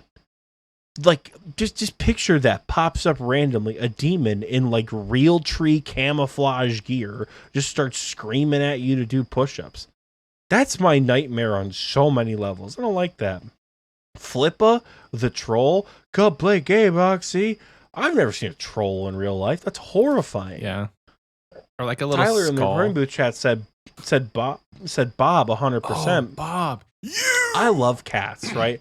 I love cats. I'd pet the cat. You know what would be the most horrendous experience ever? To be apparated into a different fucking dimension. Like a backwards escape rune. It's escape rune, right? It's the backwards Yeah, dimension. you know how scary that would be? He's got To prisoners. be in a different... Exactly. Are we in jail? How do I get out of this dimension? We broke out of prison. Am I stuck here forever? I would be a panicked mess if I ended up somewhere. Yeah. Especially if it's like, I don't know, like Posty Pete, an animate skull, is like, Molly needs your help. First of all, who the is Molly? Second of all, you want me to pick up a grown woman with a crane game? Is that not gonna, I don't know, kill her when it gets around her neck? That seems a little intense. How do I know that you're actually gonna send me back when this is done? Yeah. Right. Any of Do them, a actually. mime show to who? Here's an idea. Ooh. Not only is a weird old man trying to talk to me, he wants to send me to a maze. Most random events are fucking horrifying. Yeah. For real In the context life. of real life. Have you turned your camera around during the mime show? There's actually people in the audience. Yeah, it's the three gods. Yeah. Oh, is it? Oh. I think that's supposed to be Zamorak, Guthix, and Sardoman. Interesting. I think, right? Because they're all in the different Yeah. god respective Okay. colors. Yeah. Green, blue, and red. Okay. One that would actually be kind of cozy and that I didn't even consider, the Lederhosen guy. If he popped up in my living room, I'd be like, sure, man, I'll catch your Finch. Like, it's All right. so cozy. You know what? I might do that. Bro. I might grab him a five feathered Five-tailed, pheasant. whatever. I might do that. I might grab a 5-tailed pheasant for him. That might be the only one where like being teleported to a place that's not my living room would be acceptable. Yep. Because that guy just seems pretty chill. You know what I'm saying? The beekeeper one seems like it would be a hit or miss. Nope. Like, I like beat. well, hit or miss, because like he's giving you a cool outfit to end You the know how day. scary bees are, Michael? Bees are horrifying. I've said it once, I'll say it again. There's only one bee I can tolerate, and even she's on thin ice, right? I'm so afraid of bees and wasps and things like that. It's horrible. So if someone was like, time to come build a bee house, nope. That is, I'm in the middle of Walmart screaming F off to this guy. Can't do it. Won't do it. Have fun. Not me. I ain't the one. Trillo, that was an amazing question. Thank you so much for that question. Yeah, it really put random events into perspective. Yeah. Huh? Yeah. If you guys Horrifying. if you guys have a fun question, you can join the Patreon and access our fun questions channel where we did have Trillo post that. Not a requirement. You can just send it. Send it via DM. Send it via email. Send it on a postcard. I want to see where you guys are visiting for If vacation. you can't tell, Michael really wants a postcard. Yes. It's been a while. I need to fill the board. Anyway, thank you for that fun question, Trillo. Appreciate ya. Is that the episode, Oxie? I believe that is the episode. I believe that about wraps it up. If you like what you heard, which like, how do you not like what you hear? Because we're so awesome. Check us out everywhere. You're probably listening to us on either Spotify, Apple Music, or YouTube. But go check us out on the other platforms and like us or subscribe to us or follow us or do whatever you do on those platforms. You know, that'd be real cool if you did. Like, subscribe, comment, notification bell, do all the stuff. That would be super cool. We actually really would appreciate that quite a bit. But if you're wanting a little bit more extra Xpwaste content, I've got quite a bit of that for you as well. As we mentioned, head over to patreon.com/Xpwaste to subscribe and get various additional tiers. Head over to xpwaste.shop in case you want merch. I don't think our faces are on it yet, but who knows? You never know. There could be content coming at any given day with our faces on it. Head to our socials. We have a Twitter and we have an Instagram. I think they're both just at Xpwaste Podcast, right? Most of them. I think If so. You just So search XP go Waste check us out. Podcast, it'll pop up. The links are in the description. You guys can find it. And most importantly, discord.gg/OSRSTNL. Come hang out. The show is cool. The community is cooler. You know, it's a lot of fun over here. I think that about covers all my obligatory promotions. And with all that completed, I think it's about time we wrap up the episode, as Michael has said. So, we will see you guys next week. Michael, any last goodbyes for us? Bye. I shouldn't have asked. Bye everyone.